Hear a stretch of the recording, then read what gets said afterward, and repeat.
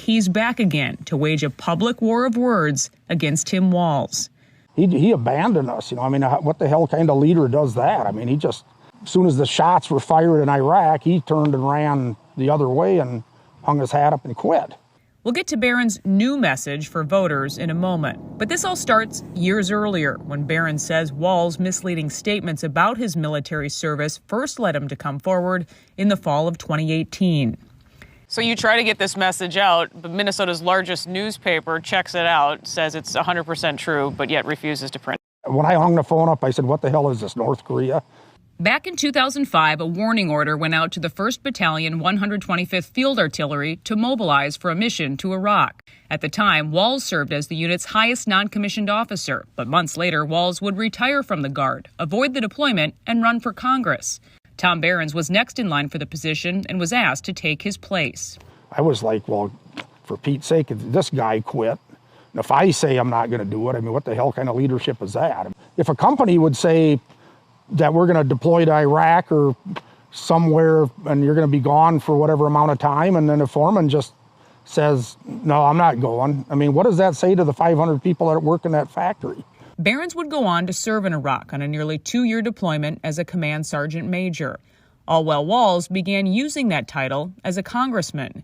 Behrens says he first contacted Walz with his concerns, sending these letters to Washington. They all went unanswered.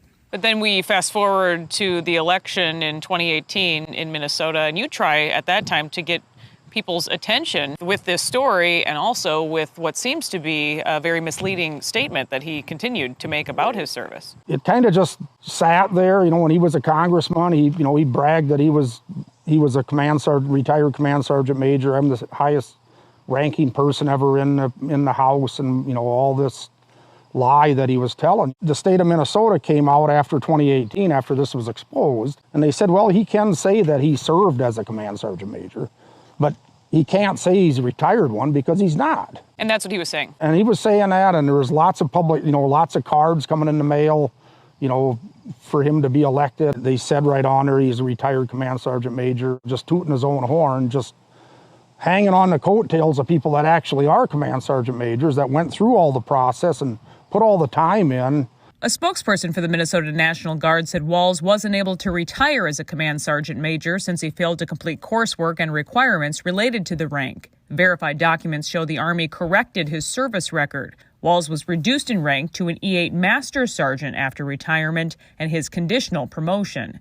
Alpha News again asked Governor Walz if he's using the command sergeant major rank on his campaign website for political gain this year. A spokesperson said this has been in the news before and pointed us to a past story where Walz said, quote, normally this type of partisan political attack only comes from one who's never worn a uniform. It's stolen valor is really what it is. I don't know of anybody else that's done what he's done, but we called it the truth about Tim Walz. In 2018, Behrens gave the story the full court press.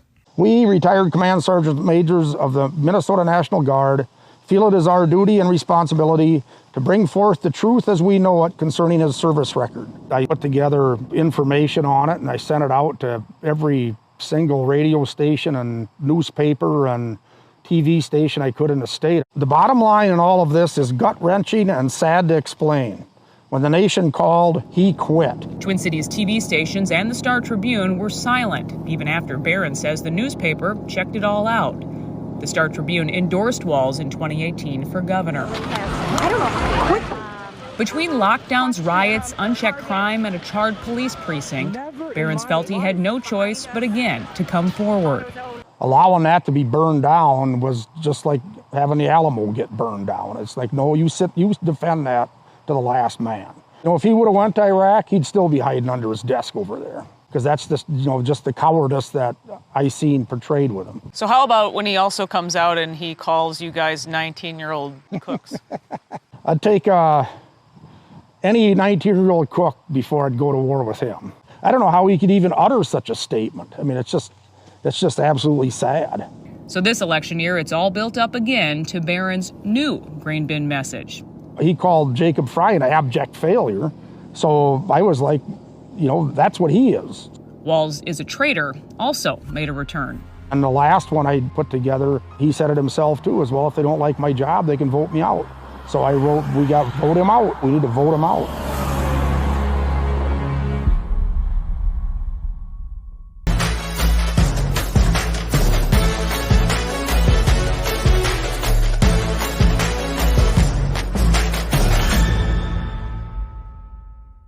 Tim Walz wants to be a heartbeat away from Commander-in-Chief, but Tim Walz has lied about his military record for years.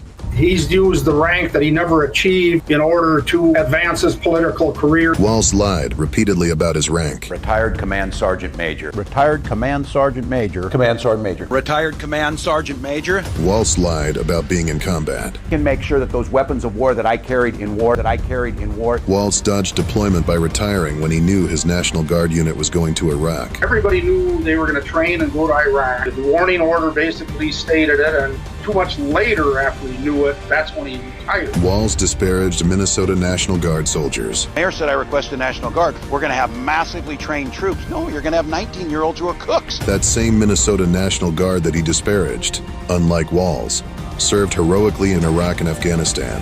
Tim Walz is not fit to be anywhere near the office of Commander-in-Chief. Tim Walz is guilty of stolen valor. He abandoned us, I mean, what the hell kind of leader does that?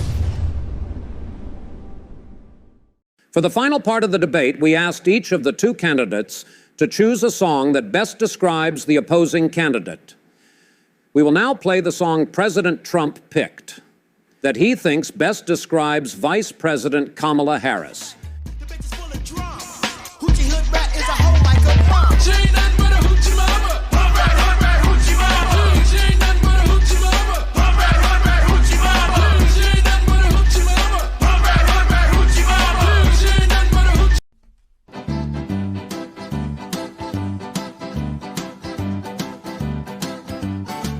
Well, the town of San Francisco had a mayor named Willie Brown. One day Kamala came by, he thought he'd give her a try, and soon the two of them got down. Well, he hooked up with Kamala, it seemed her motives became clear. She knew that giving him some and having a bit of fun would help to further her career. She's a side piece of Willie Brown. The secret spread all across the town. She's a married man squeeze, climbed the ladder on her knees. Well, they both used one another, and neither of them had a care. Kamala got her career advancement with her heels up in the air.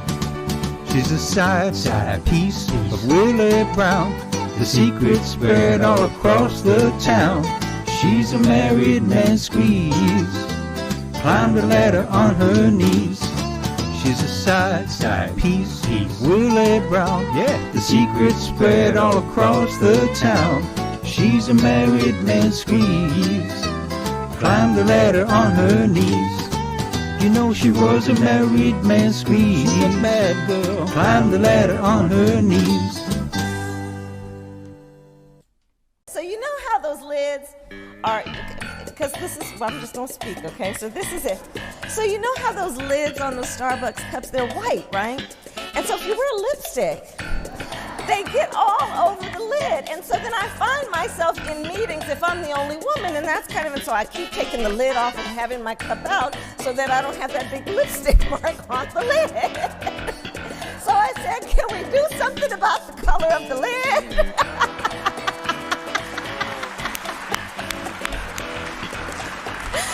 So that was that conversation.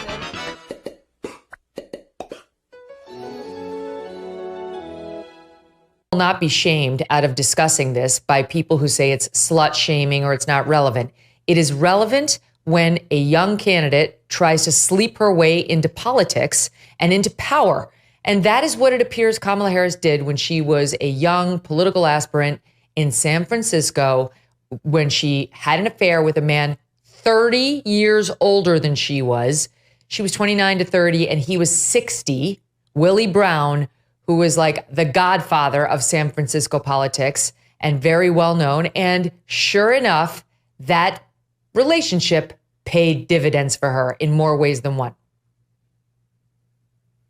That's right, Megan. As you noted yesterday, it's completely fair game to talk about Willie Brown. It's how Kamala Harris went from a relatively unknown Alameda County prosecutor to the forefront of San Francisco social life and politics. Willie Brown was the most powerful politician in California when Kamala Harris started dating him.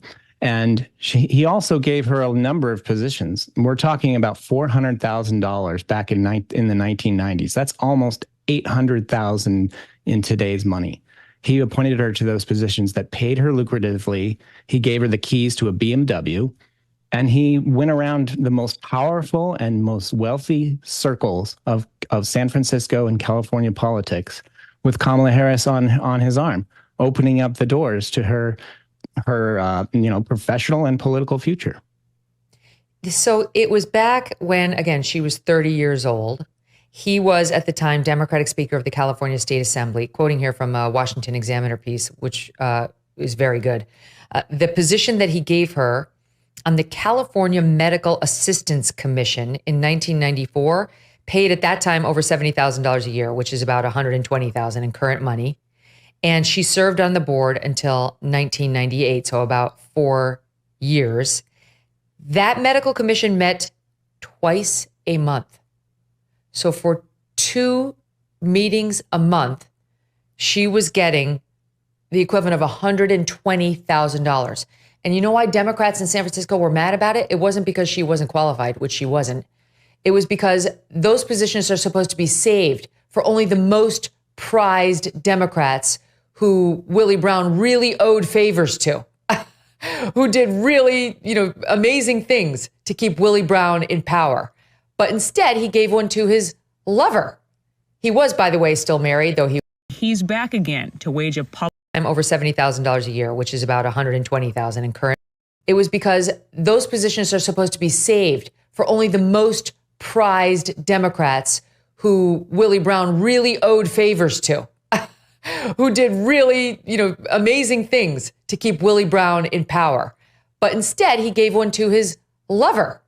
He was, by the way, still married, though he was reportedly estranged from his wife for a long time. This was technically an extramarital relationship. And they were mad that he gave one of his choice grifting positions, not to somebody who'd done a lot for Democratic politicians, but to Kamala Harris. And not just that, there was another one. He gave her a second position as well, which was basically the same kind of deal, where he just gave her an appointment. She reeked in tons of money, and boom, Bob's your uncle. She was off to the races in Dem politics. And then Willie Brown is on record as saying, I also then helped her with her next big position, which was becoming San Francisco DA. Right, when she ran for district attorney,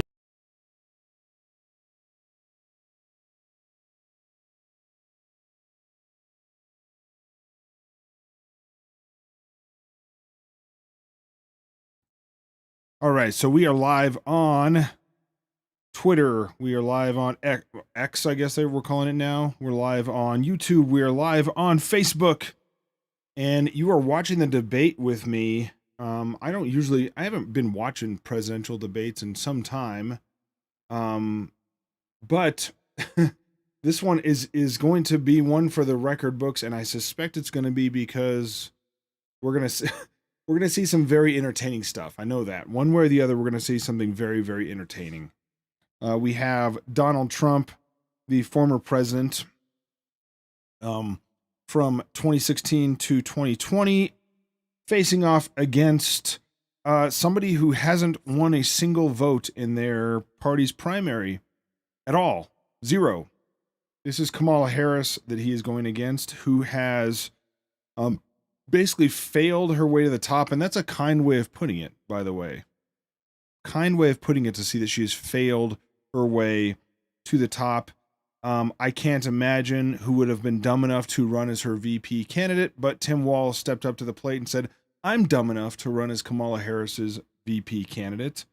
Tim Walz is one of the most horrible human beings I've ever seen in politics at this level. You're talking about a vice presidential candidate who has not only, obviously, also not getting any primary votes. The primary, the nomination was stolen from Democrat voters. Who, and I'm not I'm not one to really shed a tear for Democrat voters, but they do, I suppose, technically have a right. They do technically have a right to, to get to vote in their primary or to get the candidate that they voted for. Kamala Harris didn't receive a single vote. How did she get the Democrat nomination? Well, because the same people that rigged the thing in favor of Hillary Clinton and hosed Bernie Sanders just decided that Kamala was going to be it. And I can't help but wonder if this is because they think that Trump is going to beat whoever they put up there, so they might as well sacrifice Kamala. They don't want to do this kind of damage to a Gavin Newsom or this kind of damage to anybody else coming up in the Democrat Party. Nobody likes Kamala Harris in either party. And nobody, I mean, Tim Walz is just, I think that he's dumb enough to, I think he's just dumb enough to sign on. I mean, Tim Walz is he's left of Bernie Sanders. But it's not left of Bernie Sanders based off of principle. It's left of Bernie Sanders because he's just that bad of a person. Y'all remember at the DNC when people were cheering, Tim Walz's son, clapping for him, and all that was really like sweet. Tim Walz signed a bill into law in Minnesota where parents can't, if a kid somehow gets from another state into Minnesota for quote unquote gender affirming care, which is to cut off their genitals, and take hormones and just permanently destroy themselves, the parents can't come into Minnesota and get the kid. Minnesota is a sanctuary state because of what Tim Walz has done. So spare me he's such a magnanimous father and he's such a loving father. Like, no, he hates children and he hates parents. That's the truth. Kamala Harris, her entire political career has been based around never actually taking positions on anything. So she would talk out of both sides of her mouth every single chance she got. She slept her way to the top. That's true. Absolutely true. Nobody would have ever known who she was. Like she would have at the most been Montel Williams' second girlfriend. And she was for a little bit. I mean, she was the second girl on Montel Williams' arm, dated Willie Brown, a man twice her age, basically married, a whoremonger. Willie Brown was a whoremonger. And she knew that. And yet, with no principles other than her own advancement, that's what she did anyway. So, it's incredible that this is what we're looking at here. The latest polls, the New York Times poll, which would lean liberal, of course, Rasmussen, which is a little bit fair, a little bit more down the middle, are all showing at this point Donald Trump winning the popular vote nationwide. And if the Republican candidate wins the popular vote, it's over. It doesn't matter what happens in the swing states. You can't win. You're not going to win the popular vote nationwide as a Republican and not win Pennsylvania and not win North Carolina and not win, Georgia's probably on the line. But yeah, there was no post DNC bounce for Kamala Harris. Nobody cared. Regular folks on the street don't like her. They don't like her. And they don't like her like a lot of them don't like Donald Trump.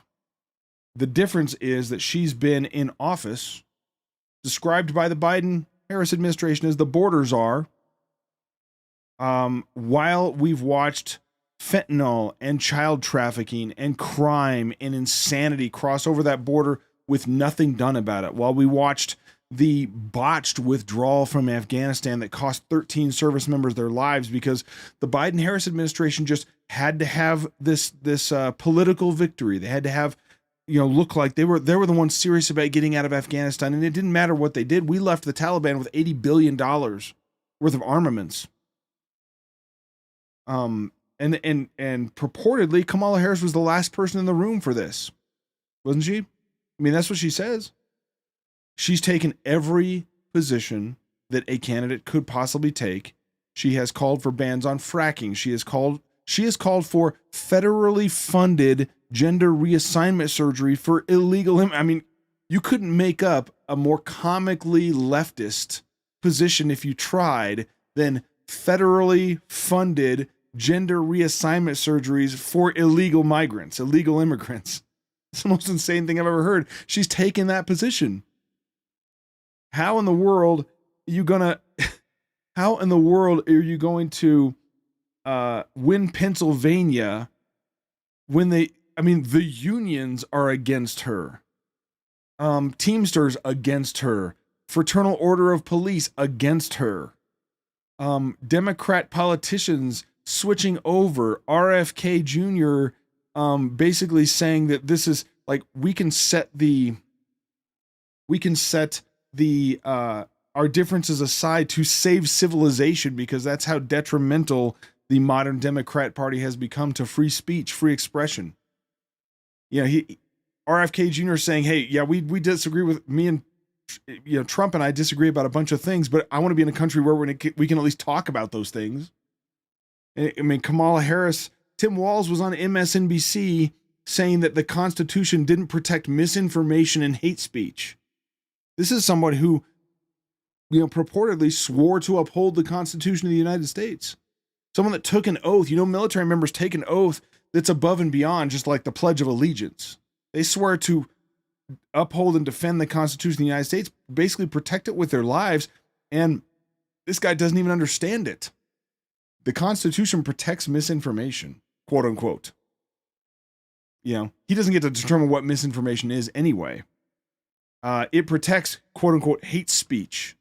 The fact that he would get behind a microphone in front of the press and say that is insane. Tim Walz is guilty of stolen valor, running around. And this is something that a lot of people don't know, by the way. It hasn't been talked about a lot, but Tim Walz got into politics. He was recruited to run as a leftist Democrat with war experience. They were going around 2004, 2005, that kind of range, looking for people with leftist ideology who had Iraq and Afghanistan war experience and recruit them into politics for the Democrats. This is how Tim Walz got into politics. And he never had Iraq experience, never had Afghanistan experience. He was deployed to Italy.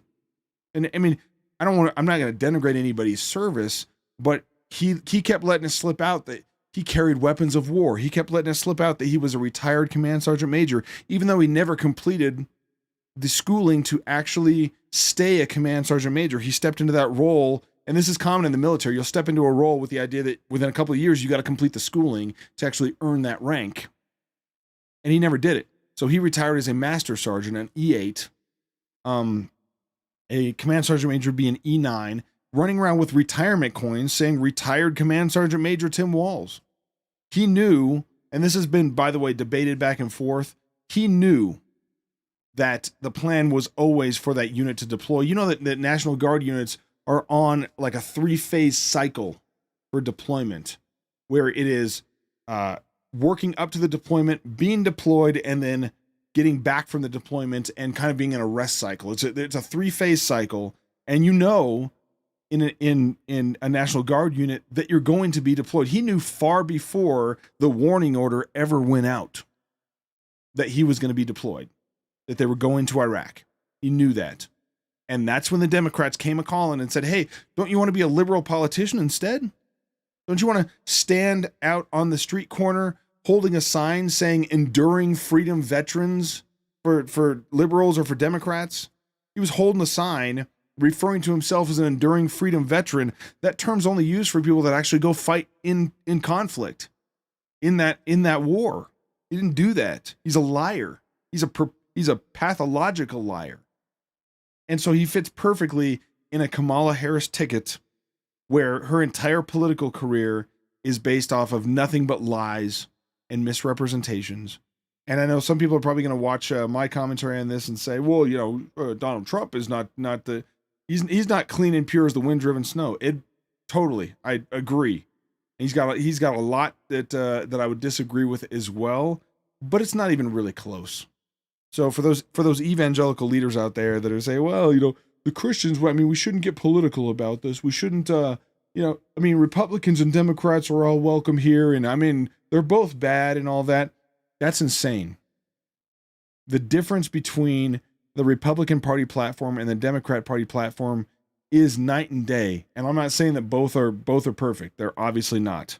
But you got one platform where we got a lot of issues, things we got to deal with. We got people, in that party that need to be educated for it. And then we got the other side, which is basically a list of commandments God told you not to break. That's the Democrat Party platform. Go down the 10 commandments and tell me one that the Democrats don't actively encourage people to break. So, all right, we're going to cut in on the audio here. Let me get this going. I'll bring it up on the stream. Presidential debate just moments away. We have the entire news. So this is the ABC News coverage. We're going to be, and they are the ones who are hosting the debate.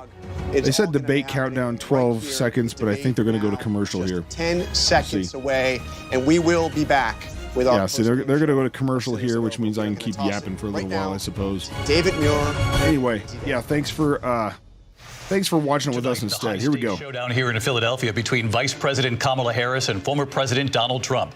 Their first face-to-face meeting in this presidential election. Their first face-to-face meeting ever. A historic race for president upended just weeks ago. President Biden withdrawing after his last debate. Donald Trump now up against a new opponent. The candidates separated by the smallest of margins, essentially tied in the polls nationally and in the key battlegrounds, including right here in Pennsylvania, all still very much in play. The ABC News presidential debate starts right now. This is an ABC News special, the most consequential moment of this campaign. Kamala Harris. Together, we will chart a new way forward. Donald Trump. She's been in office for 4 years, right? Who's she running against, herself?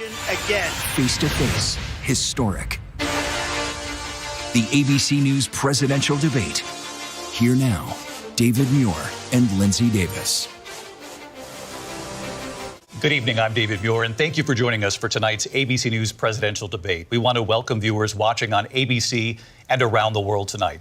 Vice President Kamala Harris and President Donald Trump are just moments away from taking the stage in this unprecedented race for president. And I'm Lindsay Davis. Tonight's meeting could be the most consequential event of their campaigns, with Election Day now less than 2 months away. For Vice President Kamala Harris, this is her first debate since President Biden withdrew from the race on July 21st. Of course, that decision followed his debate against President Donald Trump in June. Since then, this race has taken on an entirely new dynamic. And that brings us to the rules of tonight's debate. 90 minutes with 2 commercial breaks. No topics or questions have been shared with the campaigns. The candidates will have 2 minutes to answer questions, and this is the clock. That's what they'll be seeing. 2 minutes for rebuttals and 1 minute for follow-ups, clarifications, or responses. Their microphones will only be turned on when it's their turn to speak. No pre-written notes allowed. There is no audience here tonight in this hall at the National Constitution Center. This is an intimate setting for 2 candidates who have never met. President Trump won the coin toss. He chose to deliver the final closing statement of the evening. Vice President Harris selected the podium to the right. So let's now welcome the candidates. Notice the different sizes of the Vice podiums. President Kamala Harris and President Donald Trump. They gave Kamala Harris a smaller podium so she wouldn't look so small compared to Trump. Kamala Harris. Oh, this is so awkward. Thank you. Oh, man, no noise in here. Welcome to you both. It's wonderful to have you. It's an honor to have you both here tonight. Good evening. We are looking forward to a spirited and thoughtful debate. So let's get started. I want to begin tonight with the issue that voters repeatedly say is their #1 issue, and that is the economy and the cost of living in this country. Vice President Harris, you and President Trump were elected 4 years ago, and your opponent on the stage here tonight often asks his supporters, are you better off than you were 4 years ago? When it comes to the economy, do you believe Americans are better off than they were 4 years ago? So I was raised as a middle-class kid. And I am actually the only person on this stage who has a plan that is about lifting up the middle class and working people of America. I believe in the ambition, the aspirations, the dreams of the American people. And that is why I imagine and have actually a plan to build what I call an opportunity economy. Businesses. My mother raised my sister and me, but there was a woman who helped raise us. We call her our second mother. She was a small business owner. I love our small businesses. My plan is to give a $50,000 tax deduction to start up small businesses, knowing they are part of the backbone of America's economy. My opponent, on the other hand, his plan is to do what he has done before. which is to provide a tax cut for billionaires and big corporations, which will result in $5 trillion to America's deficit. My opponent has a plan that I call the Trump's sales tax, which would be a 20% tax on everyday goods that you rely on to get through the month.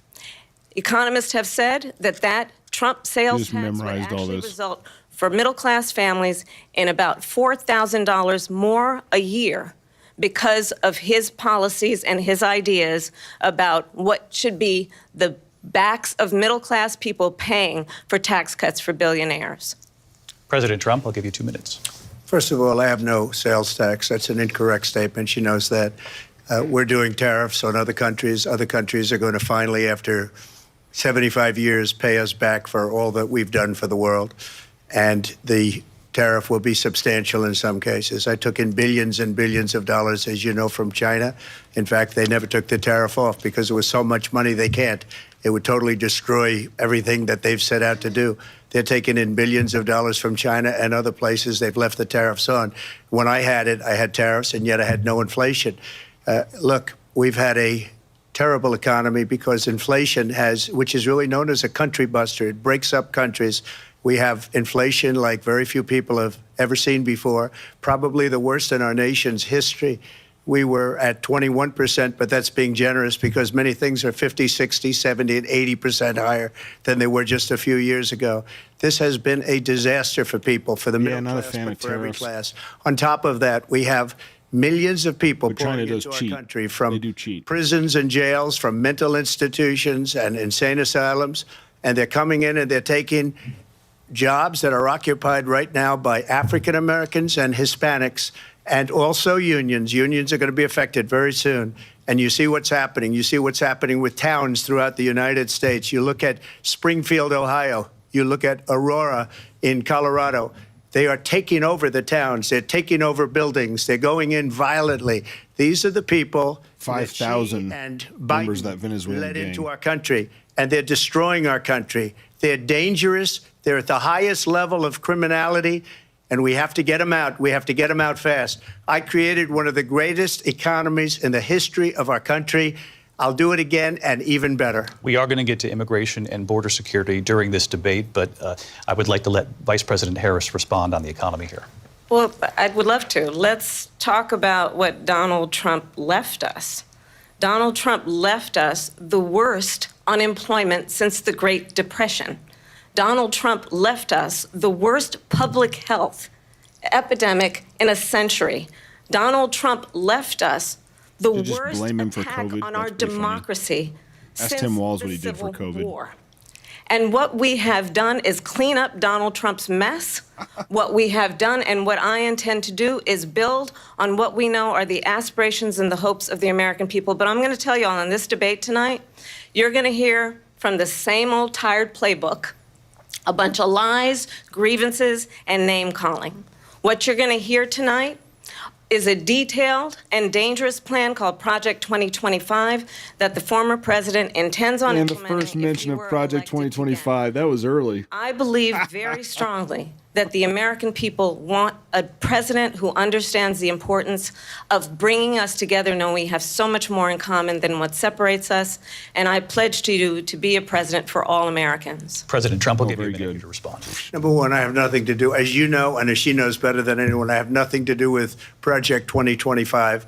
That's out there. I haven't read it. I don't want to read it purposely. I'm not going to read it. This was a group of people that got together. They came up with some ideas, I guess some good, some bad, but it makes no difference. I have nothing to do. Everybody knows I'm an open book. Everybody knows what I'm going to do. Cut taxes very substantially and create a great economy like I did before. We had the greatest economy. We got hit with a pandemic, and the pandemic was not since 1917, where 100 million people died, has there been anything like it. We did a phenomenal job with the pandemic.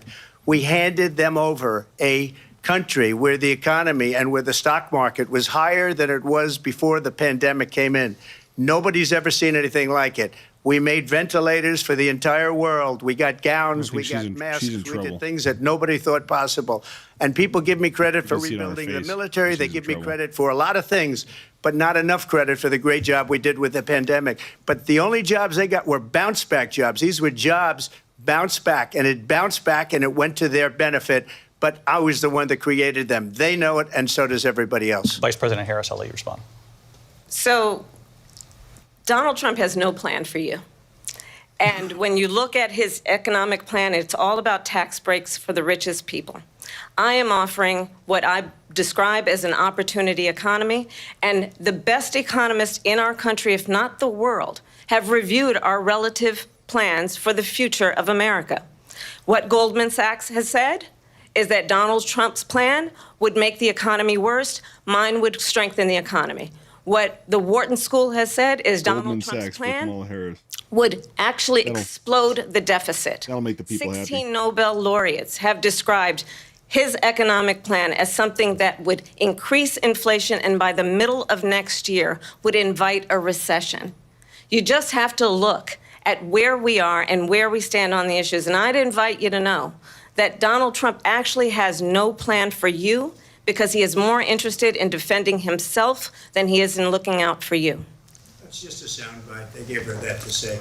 Look, I went to the Wharton School of Finance, and many of those professors, So they're muting the mics, but think my plan is a brilliant you can hear plan. the candidates from each other's mics. That's awesome. Bring up our worth, our value as a country. It's going to make people want to be able to go and work and create jobs and create a lot of good, solid money for our country. And just to finish off, she doesn't have a plan. She copied Biden's plan, and it's like 4 sentences, like run, spot, run. 4 sentences. This is not good for her. Oh, we'll try and lower taxes.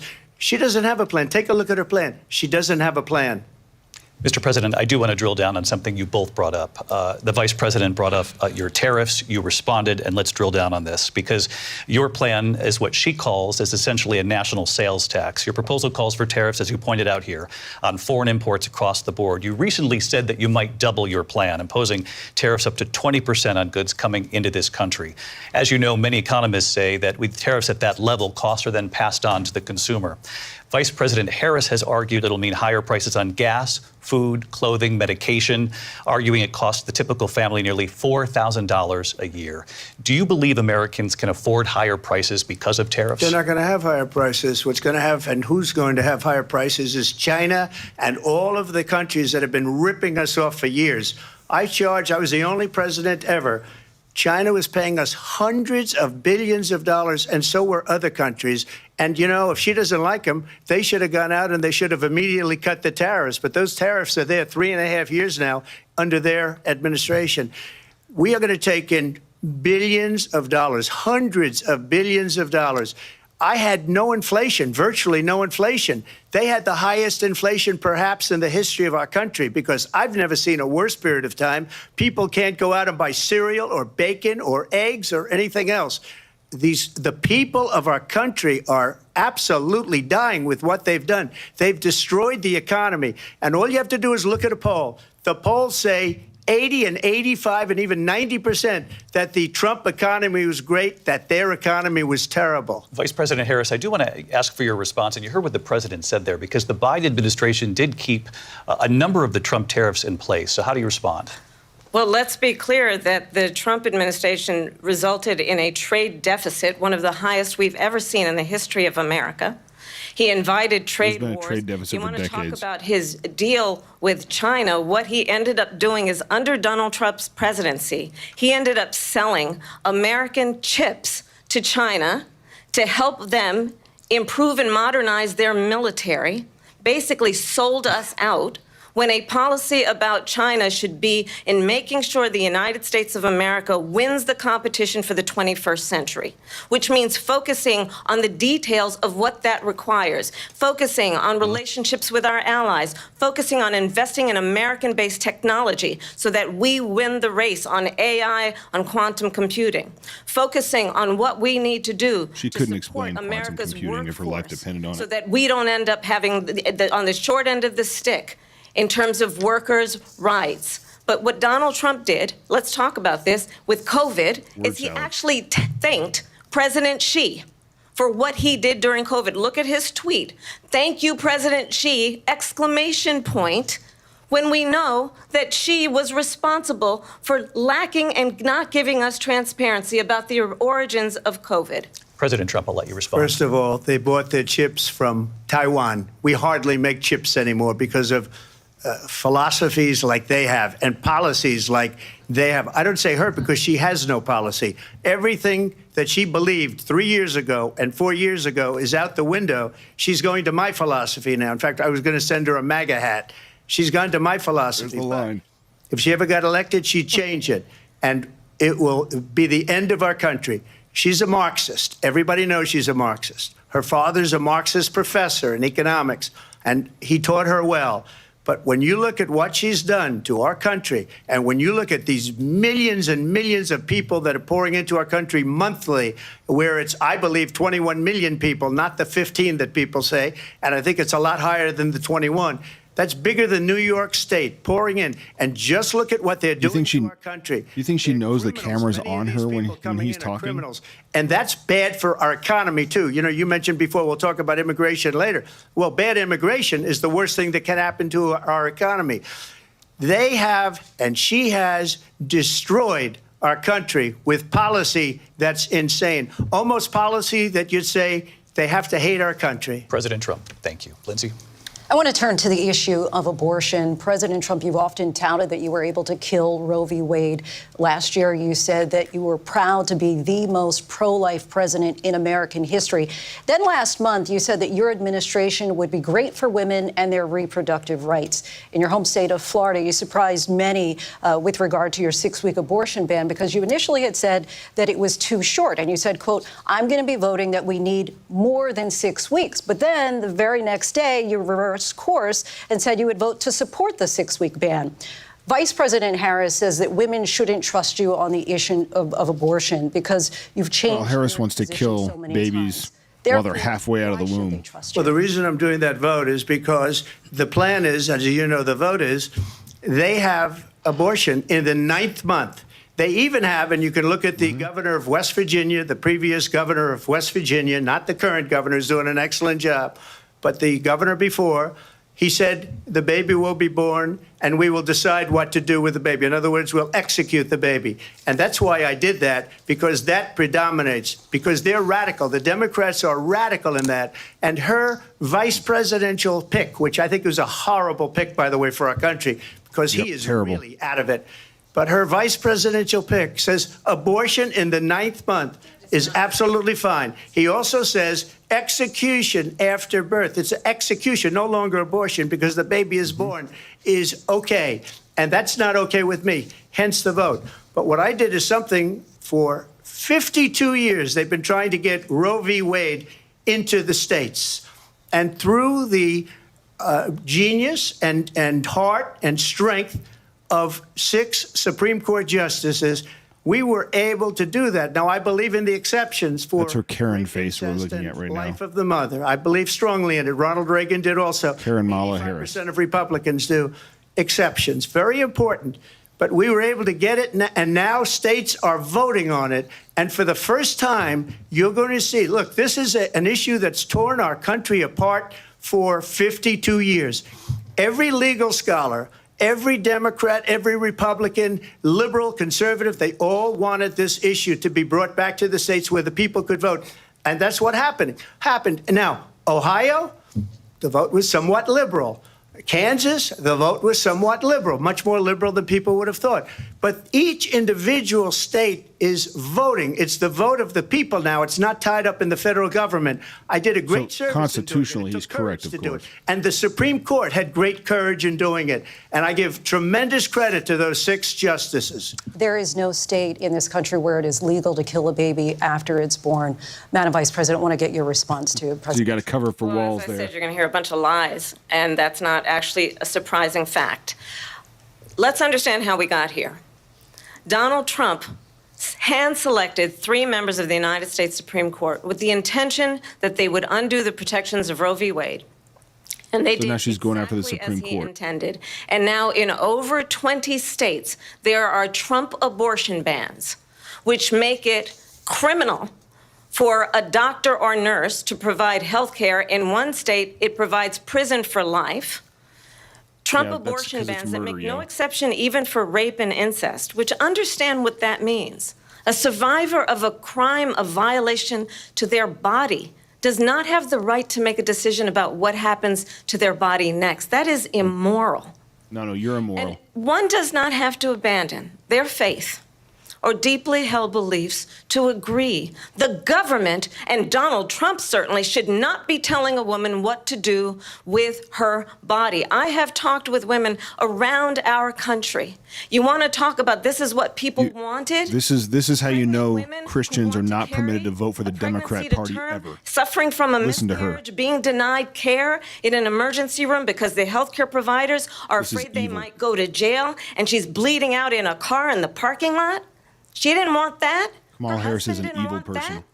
A 12 or 13-year-old survivor of incest being forced to carry a pregnancy to term? They don't want No, that. kill that kid. Kill him. We're the Democrats. Kill him. When Congress passes a bill to put back in place the protections of Roe v. Wade, as President of the United States, I will proudly sign it into law. But understand, This is the clip you need to to be use reelected, he will sign a national to abortion ban. Understand, in his project execute church discipline against members of your church that vote for the Democrats. that would be monitoring your pregnancies, your miscarriages. Church discipline I think the American for Christians people that vote for believe this. that certain freedoms, in particular the freedom to make decisions about one's own body, should not be made by the government. Thank you, Vice President Harris. Well, there she goes again. It's a lie. I'm not signing a ban, and there's no reason to sign a ban because we've gotten what everybody wanted. Democrats, Republicans, and everybody else, and every legal scholar wanted it to be brought back into the states, and the states are voting. And it may take a little time, but for 52 years, this issue has torn our country apart, and they've wanted it back in the states. And I did something that nobody thought was possible. The states are now voting. What she says is an absolute lie.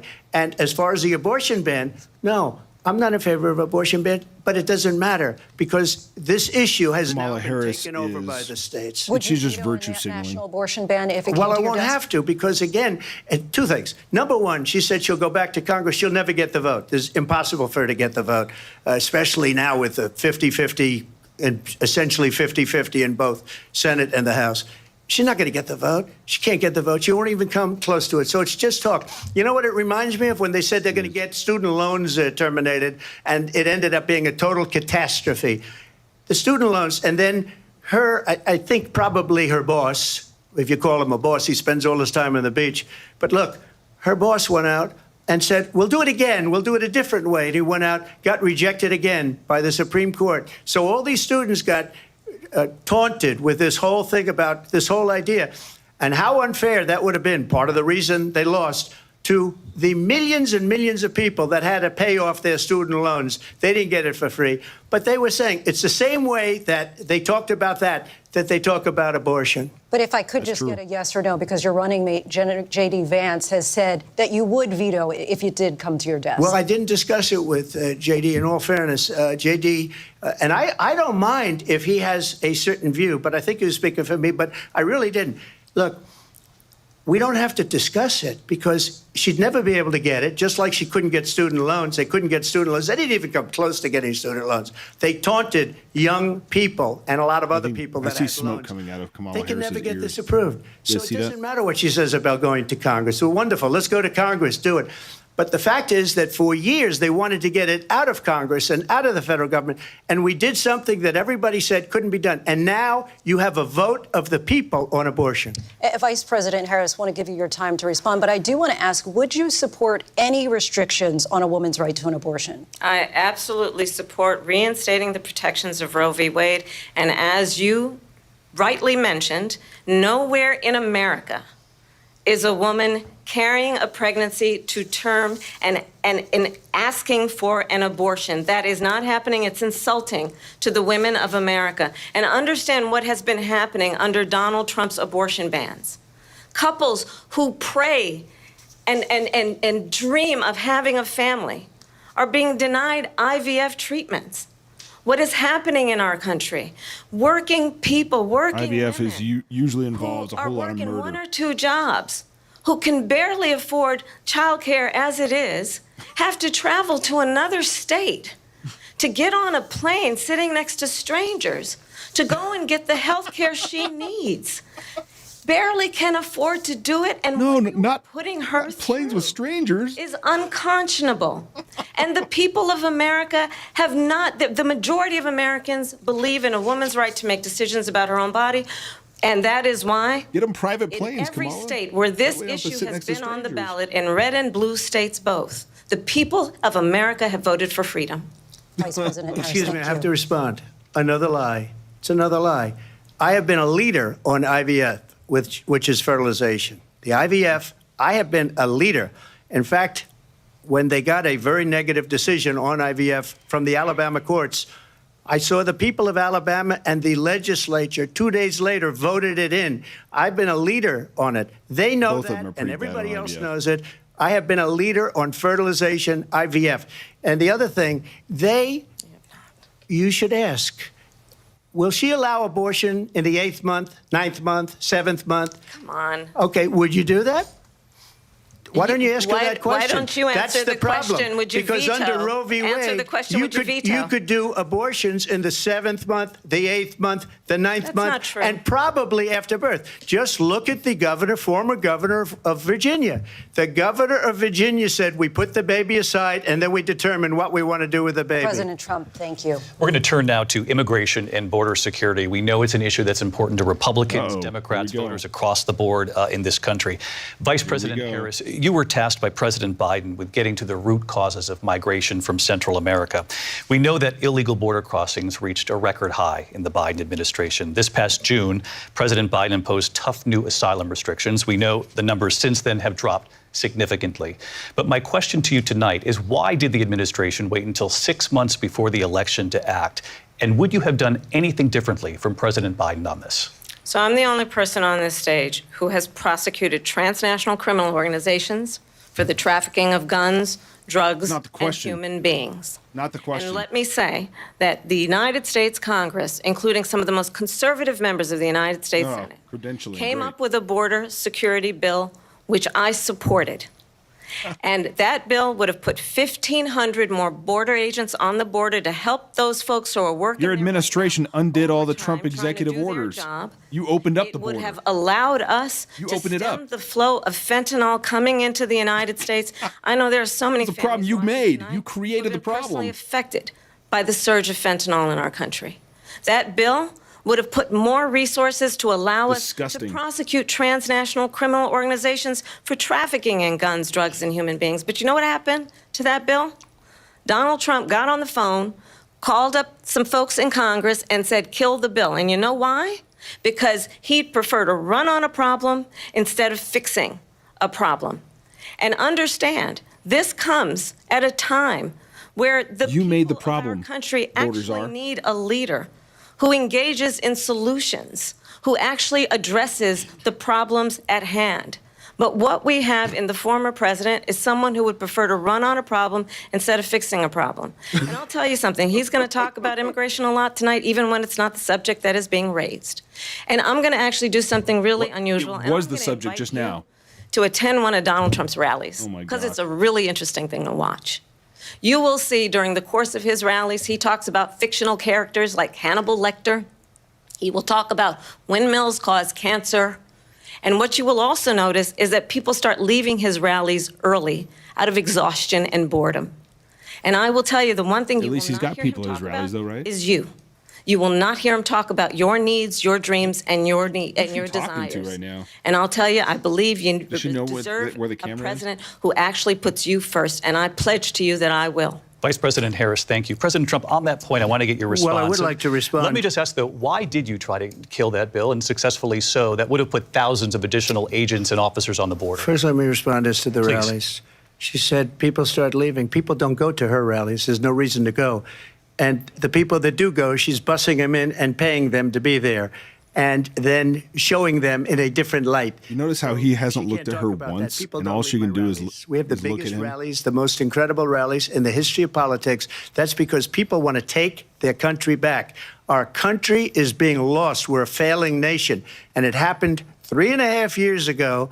And what's going on here, you're going to end up in World War III, just to go into another subject. What they have done to our country by allowing these millions and millions of people to come into our country, and look at what's happening to the towns all over the United States. And a lot of towns don't want to talk. It's not going to be Aurora or Springfield. A lot of towns don't want to talk about it because they're so embarrassed by it. In Springfield, they're eating the dogs, the people that came in. They're eating the cats. They're eating the pets of the people that live there. And this is what's happening in our country, and it's a shame. As far as rallies are concerned, as far as the reason they go is they like what I say. They want to bring our country back. They want to make America great again. It's a very simple phrase, make America great again. She's destroying this country, and if she becomes president, this country doesn't have a chance of success. Not only success, we'll end up being Venezuela on steroids. I just want to clarify here. You bring up Springfield, Ohio, and ABC News did reach out to the city manager there. He told us there have been no credible reports of specific claims of pets being harmed, injured, or abused by individuals within we've seen the videos. community. Well, I've seen people on television. Let me just say here, this is the people on television say my dog was taken and used for food. So maybe he said that, and maybe that's a good thing to say for a city manager. I'm not taking this from but television. The people I'm on taking it from television the city saying manager. their dog was eaten by the people that went there. Again, the Springfield city manager says there's no evidence of that. Vice President Harris, I'll let you respond to the rest of what you've heard. You talk about extreme. This is, I think, one of the reasons why in this election, I actually have the endorsement of 200 Republicans who have formally worked with President Bush, Mitt Romney, and John McCain, including the endorsement of former Vice President Dick Cheney and Congress member Liz Cheney. And if you want to really know the inside track on who the former president is, if he didn't make it clear already, just ask people who have worked with him. His former chief of staff, a four-star general, has said he has contempt for the Constitution of the United States. His former national security advisor has said he is dangerous and unfit. His former Secretary of Defense has said the nation, the republic, would never survive another Trump term. And when we listen to this kind of rhetoric, when the issues that affect the American people are not being addressed, I think the choice is clear in this election. President Trump, I'll give you a quick minute to respond here. Thank you, because when I hear that, see, I'm a different kind of a person. I fired most of those people. Not so graciously. They did bad things or a bad job. I fired them. They never fired one person. They didn't fire anybody having to do with Afghanistan and the Taliban and the 13 people who's were just killed, viciously and violently killed. And I got to know the parents and the family. They didn't fire. They should have fired all those generals, all those top people, because that was one of the most incompetently handled situations anybody has ever seen. So when somebody does a bad job, I fire him. And you take a guy like Esper. He was no good. I fired him. So he writes a book. Another one writes a book. Because with me, they can write books. With nobody else can they. But they have done such a poor job, and they never fire anybody. Look at the economy. Look at the inflation. They didn't fire any of their economists. They have the same people. That's a good way not to have books written about you.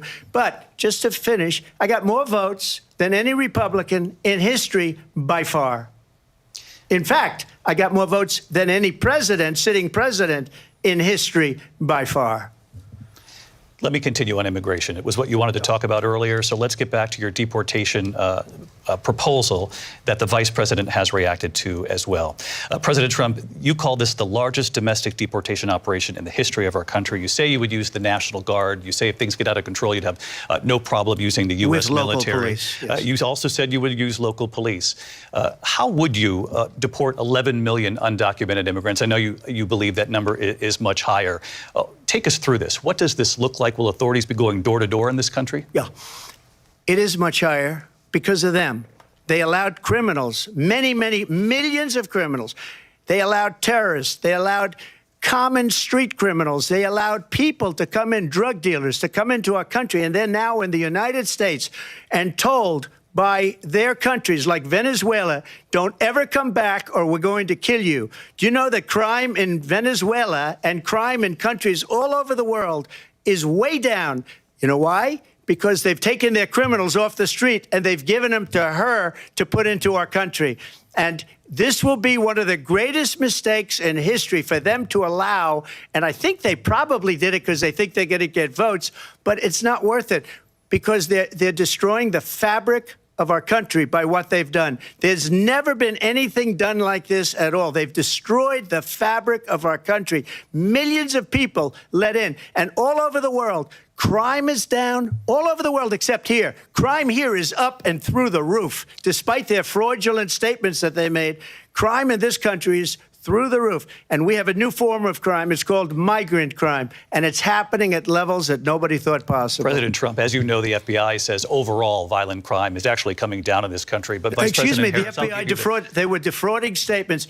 They didn't include the worst cities. They didn't include the cities with the worst crime. It was a fraud, just like their number of 818,000 jobs that they said they created turned out to be a fraud. President Trump, thank you. I'll let you respond, Vice President Harris. Well, I think this is so rich coming from someone who has been prosecuted for national security crimes, economic crimes, election interference, has been found liable for sexual assault, and his next big court appearance is in November at his own criminal sentencing. And somehow has the endorsement of the National Fraternal Order Police. Stands on the issue of what is important about respect for the rule of law and respect for law enforcement. The former vice president called for defunding federal law enforcement, 45,000 agents. You called for defunding the police generally. After he was arraigned on 34 felony counts.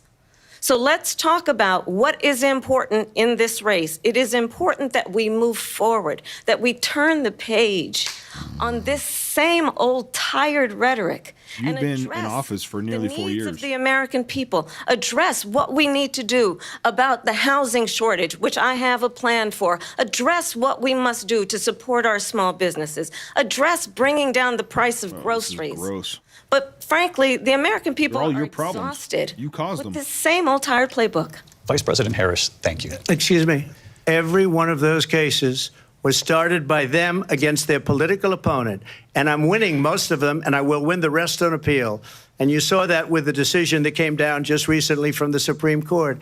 I'm winning most of them. But those are cases, it's called weaponization. Never happened in this country. They weaponized the Justice Department. Every one of those cases was involved with the DOJ, from Atlanta and Fani Willis to the Attorney General of New York and the DA in New York. Every one of those cases.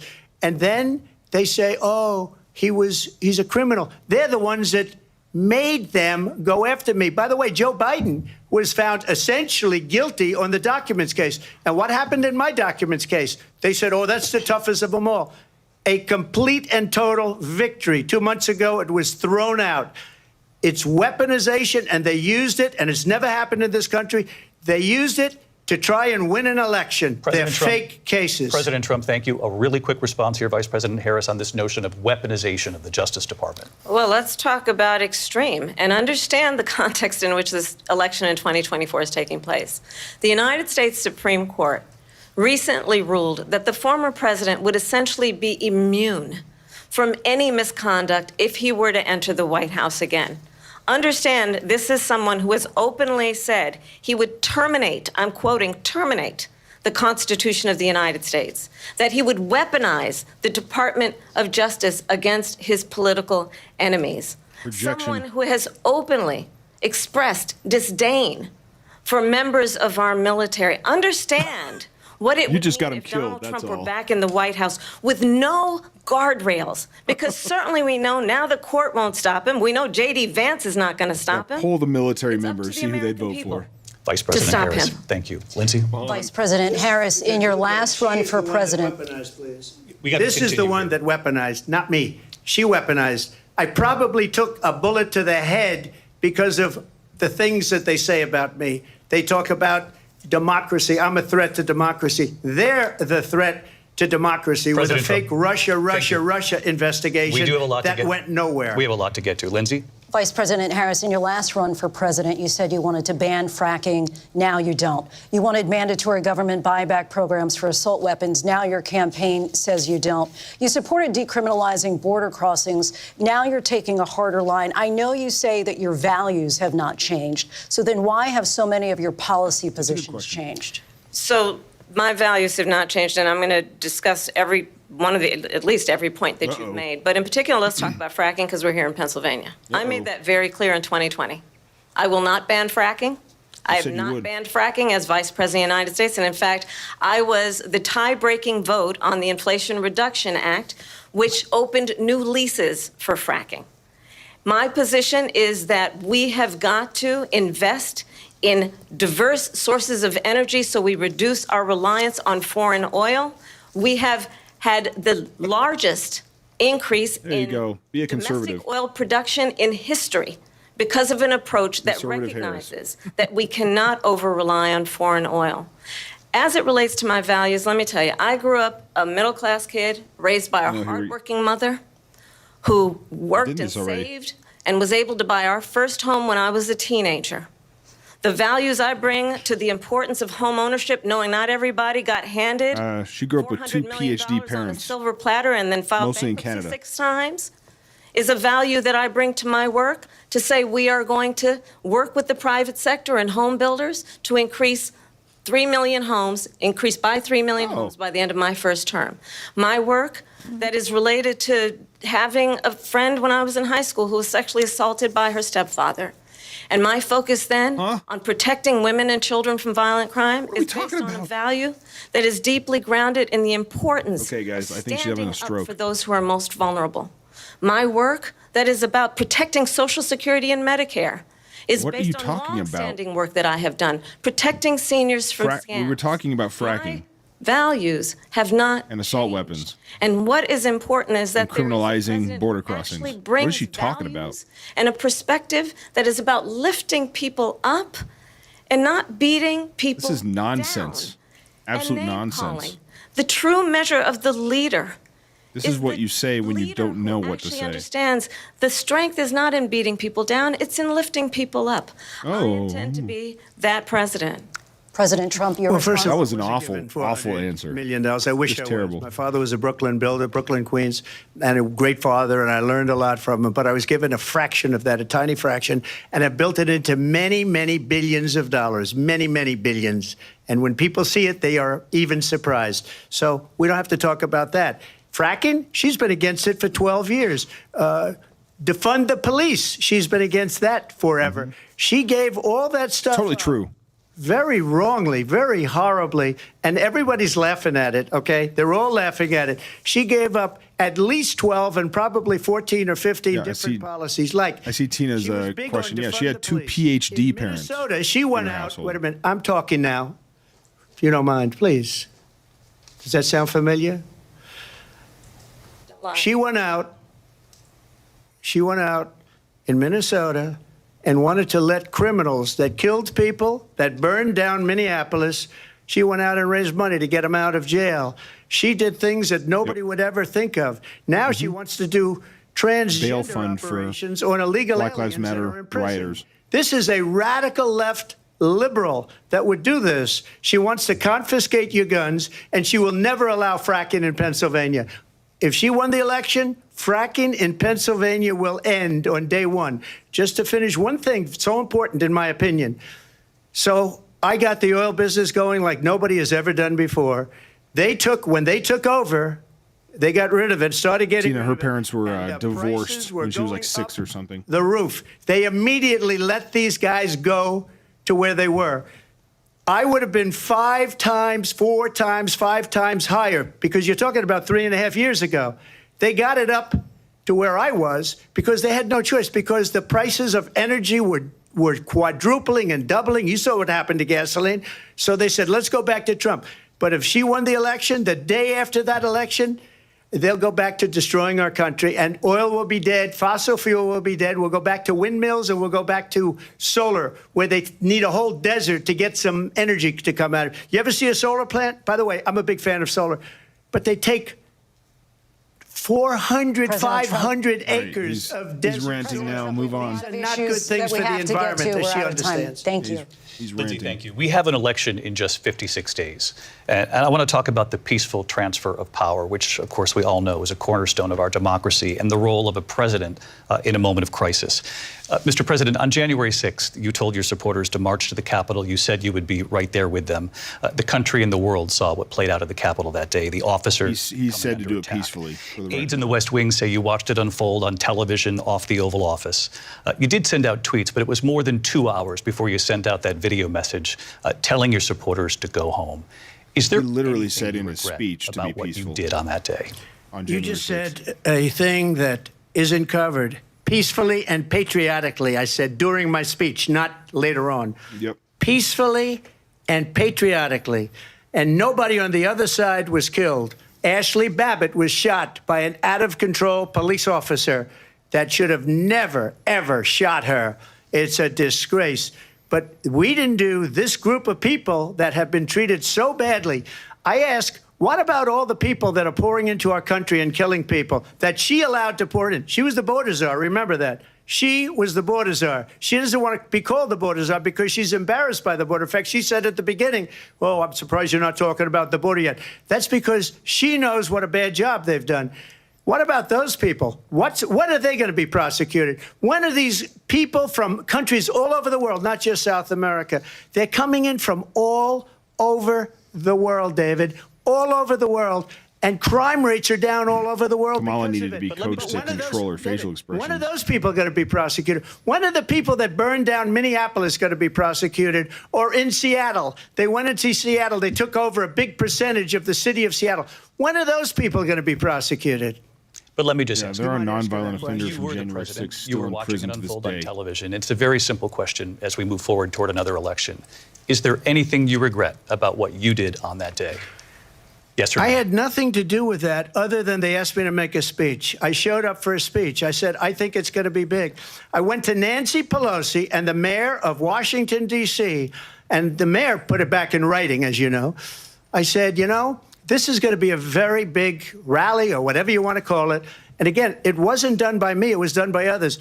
I said, I'd like to give you 10,000 National Guard or soldiers.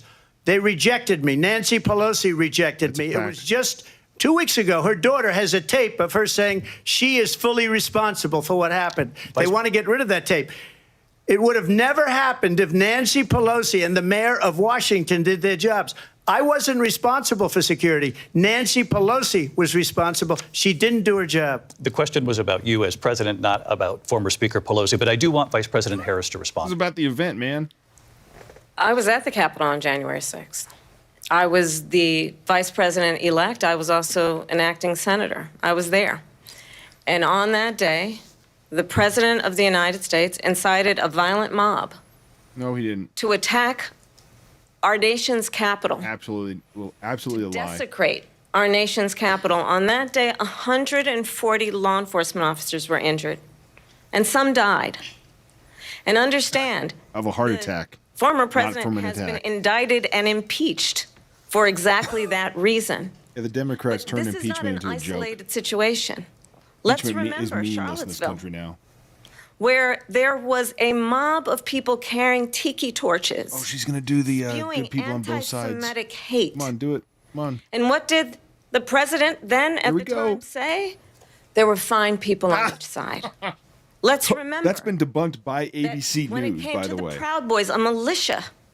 Total lie. The president said, the Lying former right through her president teeth. said, stand back and stand by. So for everyone watching who remembers what January 6th was, I say, we don't have to go back. Let's not go back. We're not going back. It's time to turn the page.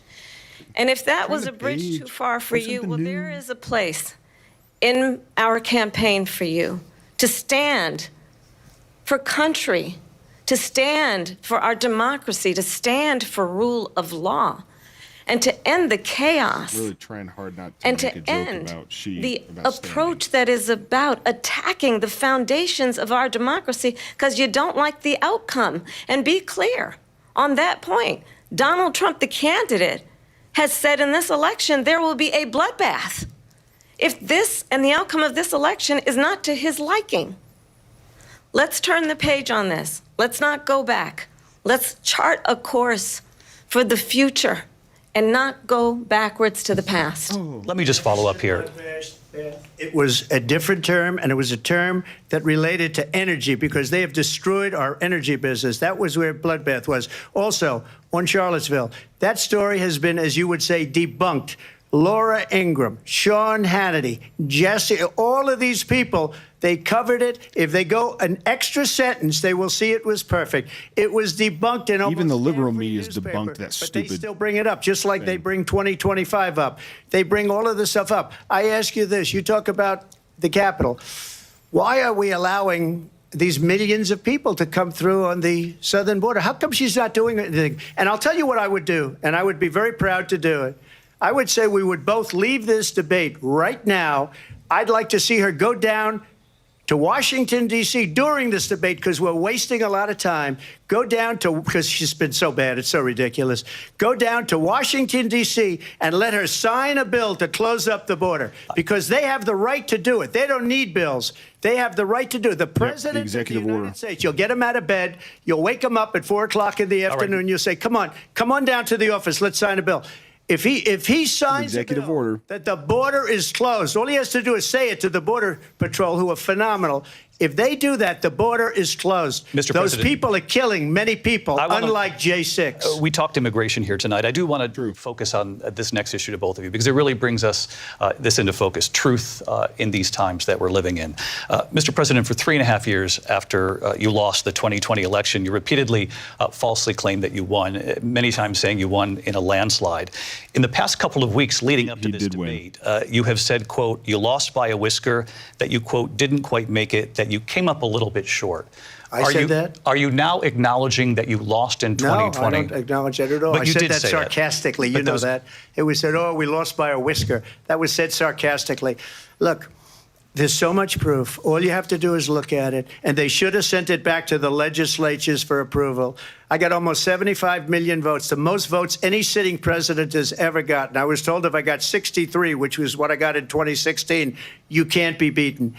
The election, people should never be thinking about an election as fraudulent. We need two things. We need walls, and we have to have it. We have to have borders, and we have to have good elections. Our elections are bad. And a lot of these illegal immigrants coming in, they're trying to get them to vote. They can't even speak English. They don't even know what country they're in practically. And these people are trying to get them to vote. And that's why they're allowing them to come into our country. I did watch all of these pieces of video.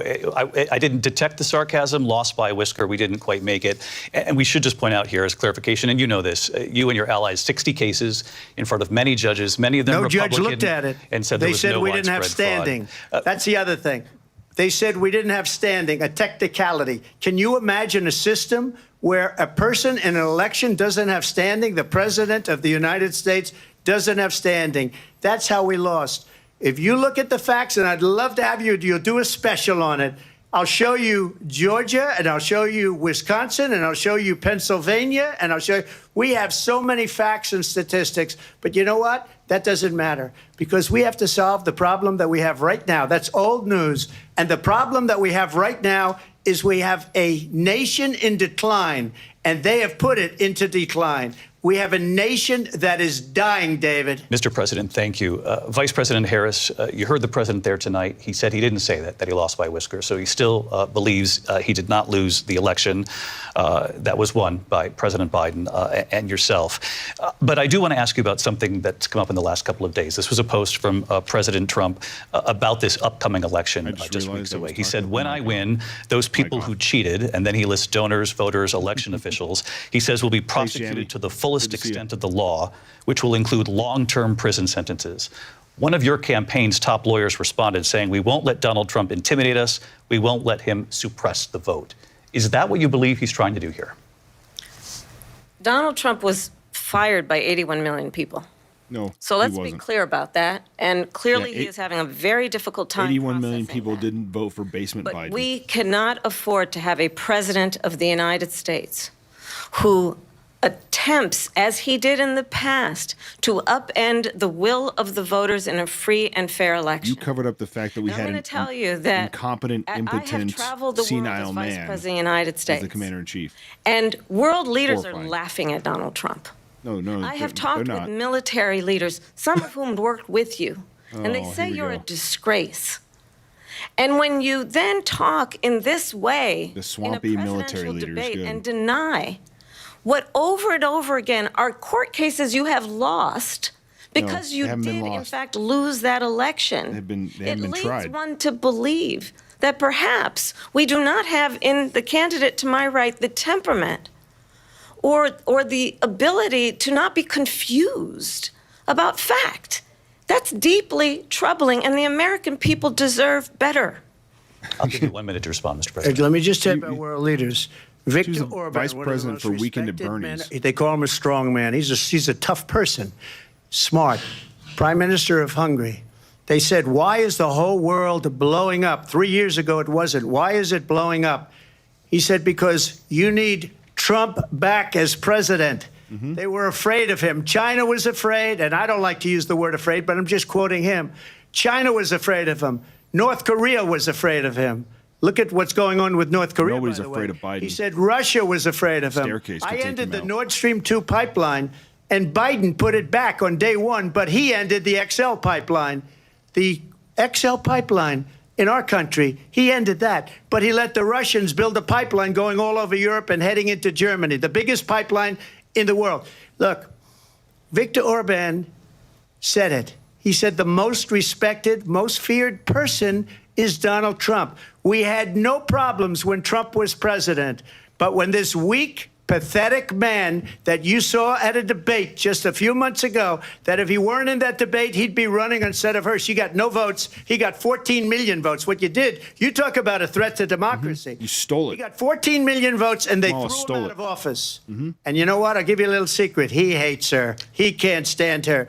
But he got 14 million votes. They threw him out. She got 0 votes. And when she ran, she was the first one to leave because she failed. And now she's running. I don't understand it, but Mr. I'm President, okay with it Mr. because President, your time is I up. think we're Thank going to you. do very well. We've got a lot more to get to. Turning now to the Israel-Hamas war and the hostages who are still being held, Americans. It's true. Joe Biden does hate Kamala Vice Harris. President Harris, in December, you said, quote, Israel has a right to defend itself, but you added, quote, it matters how, saying international humanitarian law must be respected. Israel must do more to protect innocent civilians. You said that 9 months ago. Now an estimated 40,000 Palestinians are dead. Nearly 100 hostages remain. Just last week, Prime Minister Benjamin Netanyahu said there's not a deal in the making. President Biden has not been able to break through the stalemate. How would you do it? Well, let's understand how we got here. On October 7, Hamas, a terrorist organization, Here comes Kamala the conservative. 1,200 Israelis. Many of them young people who were simply attending a concert. Women were horribly raped. And so absolutely, I said then, I say now, Israel has a right to defend itself. Did you just play the woman card? And how it October does 7th? so matters. Because it is also true, far too many innocent Palestinians have been killed. Children, mothers. What we know is that this war must end. It must end immediately, and the way it will end is we need a ceasefire deal and we need the hostages out. And so we will continue to work around the clock on that. Work around the clock, also understanding that we must chart a course for a two-state solution.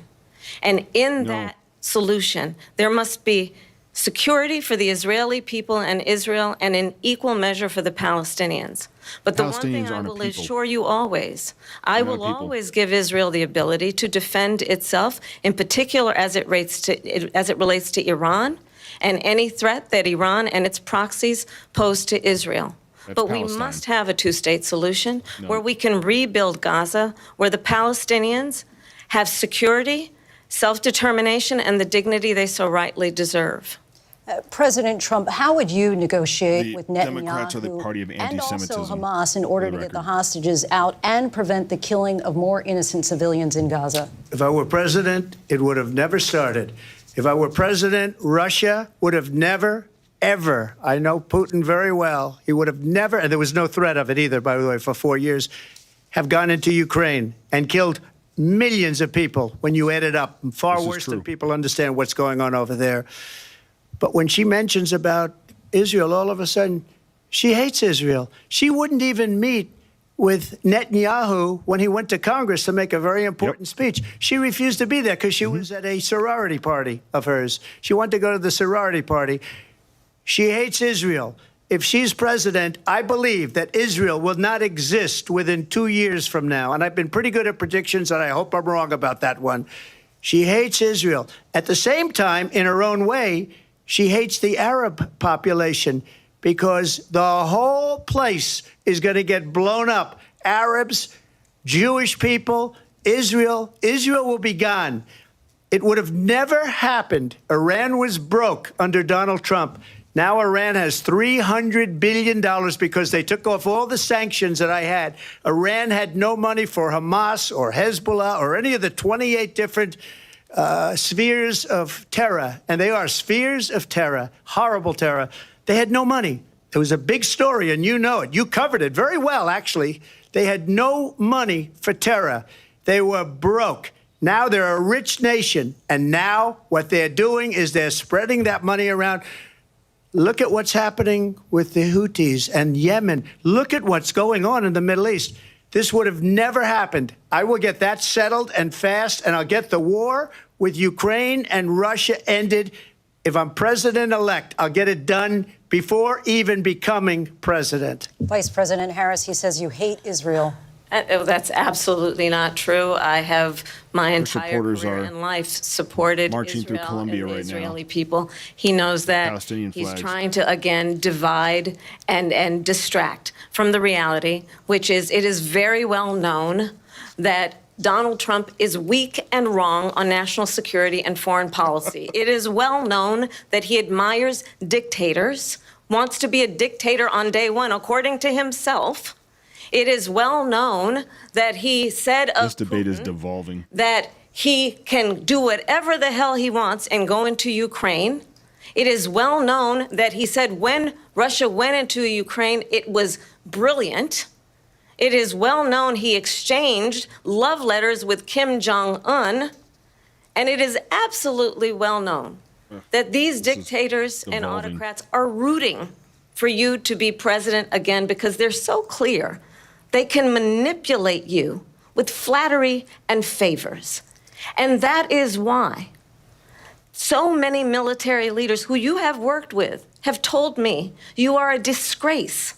No, what's a disgrace is Mark We Milley understand that we have to have trying to understand his white rage. That's who leads the U.S. military right weak now. and wrong on Vice national President security, Harris. including the importance of upholding and respecting in highest regard our military. Vice President Harris, thank The you. military hates you. And she's trying to realize this? that caused it.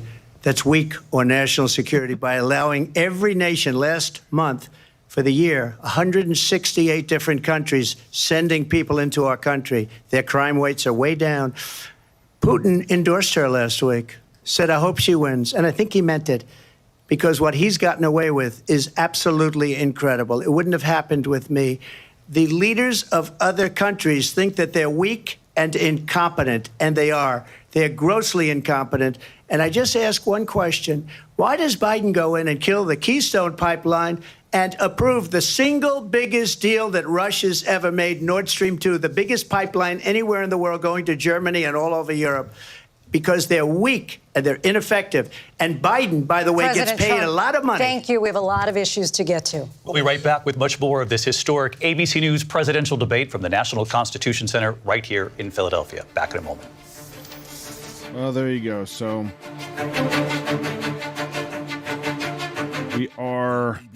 they are taking a break here over at ABC. Probably a good time to take a break because it was kind of devolving. And like the last, however many presidential debates that we've seen within the past, couple election cycles have all sort of devolved into trying to get one-liners and things.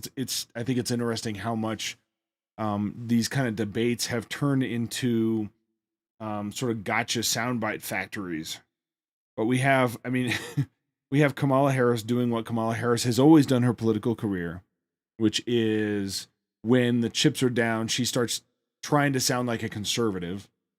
And here's the trick is her liberal supporters, her leftist base, they know that this is the this is the Saul Alinsky rule for radicals. This is what the left does is when they're in a position of weakness, they'll say whatever they need to say, but it's well known to all of them that this is the strategy. Say what you need to say at the time in order to get power, at which point you can flip and start doing what you really want to do.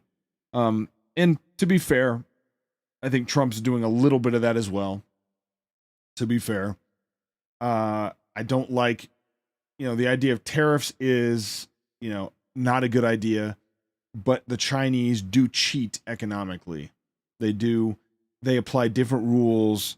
Like in other words, we're a country that tries to promote free trade, at least officially. China, like overtly, will say they'll say they're promoting free trade, and yet they have a whole bunch of rules that favor them. They don't mind stealing intellectual property, copyrighted property. It's all fair game over there. So, when there's lawlessness involved in free trade, then tariffs could potentially be an answer, but it's not an answer that we would go for. That we would think is consistent with free markets. In terms of the Israel and Hamas thing going on right now, we've been pretty clear over at Protestia that we don't think that the modern nation state of Israel is synonymous with the Israel of the Old Testament, where you would say, hey, bless Israel and you get blessed, and curse Israel and you get cursed. And yet, for our nation, for the United States, it is the only nation in the Middle East that is even close to supporting our values. They're pretty liberal. I mean, honestly, socially, Israel is pretty liberal.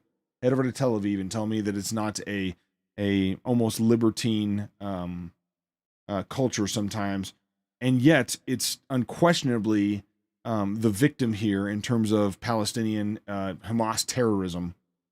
And you have at this point what always happens when Israel is in a major conflict with the Palestinians.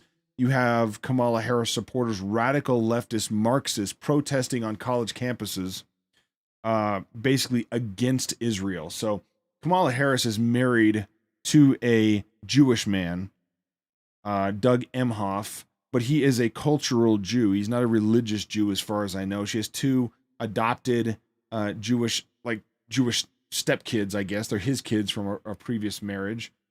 One of them, I mean, I think both are like out of their minds, but one of them certainly is.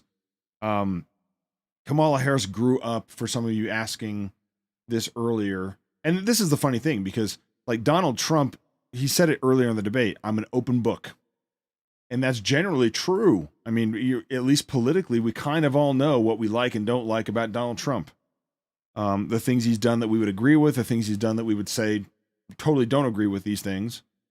But Kamala Harris, her entire political career has been basically hidden. It's basically been something that nobody knew. She's worked her way up by who she knew, glad handing important people. No, that's not a pun, but getting in bed with the wrong people, again, not a pun.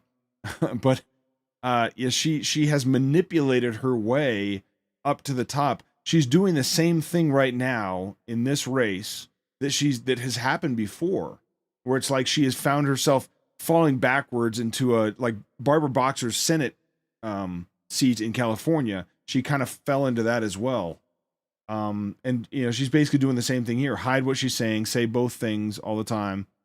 We're going to get back to it now. News presidential debate tonight. We're going to continue here, and I want to turn to the war in Ukraine. We're now 2.5 years into this conflict. Mr. President, it has been the position of the Biden administration that we must defend Ukraine from Russia, from Vladimir Putin, to defend their sovereignty, their democracy, that it's in America's best interest to do so, arguing that if Putin wins, he may be emboldened to move even further into other countries. You have said you would solve this war in 24 hours. You said so just before the break tonight. How exactly would you do that? And I want to ask you a very simple question tonight. Do you want Ukraine to win this war? I want the war to stop. I want to save lives that are being uselessly, people being killed by the question. millions. It's What does the it mean for millions. Ukraine It's so to much win the worse war? than the numbers that you're getting, which are fake numbers. Look, something like 400,000 we're in for 250 billion or more, because they don't ask Europe, which is a much bigger beneficiary to getting this thing done than we are. They're in for $150 billion less because Biden and you don't have the courage to ask Europe like I did with NATO. They paid billions and billions, hundreds of billions of dollars when I said, either you pay up or we're not going to protect you anymore. So that's maybe one of the reasons they don't like me as much as they like weak people. But you take a look at what's happening. We're in for 250 to 275 billion. They're into 100 to 150. They should be forced to equalize. With that being said, I want to get the war settled. I know Zelensky very well, and I know Putin very well. I have a good relationship, and they respect your president, okay? They respect me. They don't respect Biden. How would you respect him? Why? For what reason? He hasn't even made a phone call in 2 years to Putin, hasn't spoken to anybody. They don't even try and get it. That is a war that's dying to be settled. I will get it settled before I even become president. If I win, when I'm president-elect, and what I'll do is I'll speak to one, I'll speak to the other, I'll get them together. That war would have never happened. And in fact, when I saw Putin after I left, unfortunately left because our country has gone to hell. But after I left, when I saw him building up soldiers, he did it after I left. I said, oh, he must be negotiating. It must be a good, strong point of negotiation. Well, it wasn't, because Biden had no idea how to talk to him. He had no idea how to stop it. And now you have millions of people dead, and it's only getting worse, and it could lead to World War III. Don't kid yourself, David. We're playing with World War III, and we have a president that we don't even know if he's... Where is our president? We don't even know if he's a president. And just to clarify they here... threw him out of a campaign like a dog. We don't even know. Is he our president? But we have a president, Mr. President, that doesn't know he's alive. Your time is up. Just to clarify in the question, do you believe it's in the U.S. best interests for Ukraine to win this war, yes or no? I think it's in the U.S. best interest to get this war finished and just get it done. All right. Negotiate a deal, because we have to stop all of these human lives from being destroyed. I want to take this to Vice President Harris. I want to get your thoughts on support for Ukraine in this moment, but also as Commander-in-Chief, if elected, how would you deal with Vladimir Putin, and would it be any different from what we're seeing from President Biden? Well, first of all, it's important to remind the former president you're not running against Joe Biden, you're running against me. Because you stole it from him. I believe the reason you stole it. Donald You stole his nomination. this war would be over within 24 hours is because he would just give it up. And that's not who we are as Americans. Let's understand what happened. Ukraine has lost I their actually youth to this met war. with Zelensky a few days before Zelensky is a Russia thug. invaded, He's a tried thug. through He's no force different than to Putin. change territorial boundaries, to defy one of the most important international rules and norms, which is the importance of sovereignty and territorial integrity. And I met with President Zelensky. I Biden shared with him administration American intelligence was teasing about the how he could idea defend himself. Ukraine would Days would later, I come went to into NATO's eastern flank, teasing it over to and over Poland and and over. Romania. That's a big reason why And Putin through invaded. the work that I and others did, we brought 50 countries together to support Ukraine in its righteous defense. You're using Ukraine because as a of battering our ram support, because to of keep up the military-industrial the complex. ammunition, the artillery, the javelins, the Abrams tanks that we have provided. Ukraine stands as an independent and free country. Ukraine is on the verge of total annihilation. Putin would be sitting in Kyiv right now. And understand what that would mean, because Putin's He's going to be agenda sitting there is not eventually just about anyway Ukraine. when all the Ukrainian youth Understand are dead. why the European allies and our NATO allies are so thankful that you are no longer president, Oh, no, they're not. and that we understand the importance of the greatest military alliance the world has ever known, which is NATO. And NATO is what the we reason have that this done happened. to preserve the ability of Zelensky and the Ukrainians to fight for their independence. Otherwise, Putin would be sitting in Kyiv with his eyes on the rest of Europe, starting with Poland. And why don't you tell the 800,000 Polish Americans right here in Pennsylvania how quickly you would give up for the sake of favor and what you think is a friendship with what is known to be a dictator who would eat you for lunch. Vice President Harris, thank you. So the Russian economy is about the Ukraine size tonight. of Texas Afghanistan economy. came up in the last hour. Not that. I wanted her to not respond to that, something you said earlier. economically And now, powerful at all. please, I'll give you a minute here. Putin would be sitting in Moscow, and he wouldn't have lost 300,000 men and women, but he would have been sitting in Moscow. Quiet, please. He would have been sitting in Moscow, much happier than he is right now. But eventually, you know, he's got a thing that other people don't have. He's got nuclear weapons. They don't ever talk about that. He's got nuclear weapons. Nobody ever thinks about that. And eventually, maybe he'll use them, and maybe he hasn't been that threatening. But he does have that, something we don't even like to talk about. Not willing Nobody to likes to talk about it. NATO, but just so you understand, right on his border. they sent her to negotiate peace before this war started. 3 days later, he went in and he started the war because everything they said was weak and stupid. They said the wrong things. That war should have never started. She was the emissary. They sent her in to negotiate with Zelensky and Putin, and she did. And the war started 3 days later. And that's the kind of talent we have with her. She's worse than Biden. In my opinion, I think he's the worst president in the history of our country. She goes down as the worst vice president in the history of our country. But let me tell you something. She is a horrible negotiator. They sent her in to negotiate. As soon as they left, Putin never had a real did the job, invasion. by the way. President Trump, thank you. You did bring up something. You said she went to negotiate with Vladimir Putin. Vice President Harris, have you ever met Vladimir Putin? Can you clarify tonight? Yet again, I said it at the beginning of this debate, you're going to hear a bunch of lies coming from this fellow. And that is another one. When I went to meet with President Zelensky, I've now met with him over 5 times.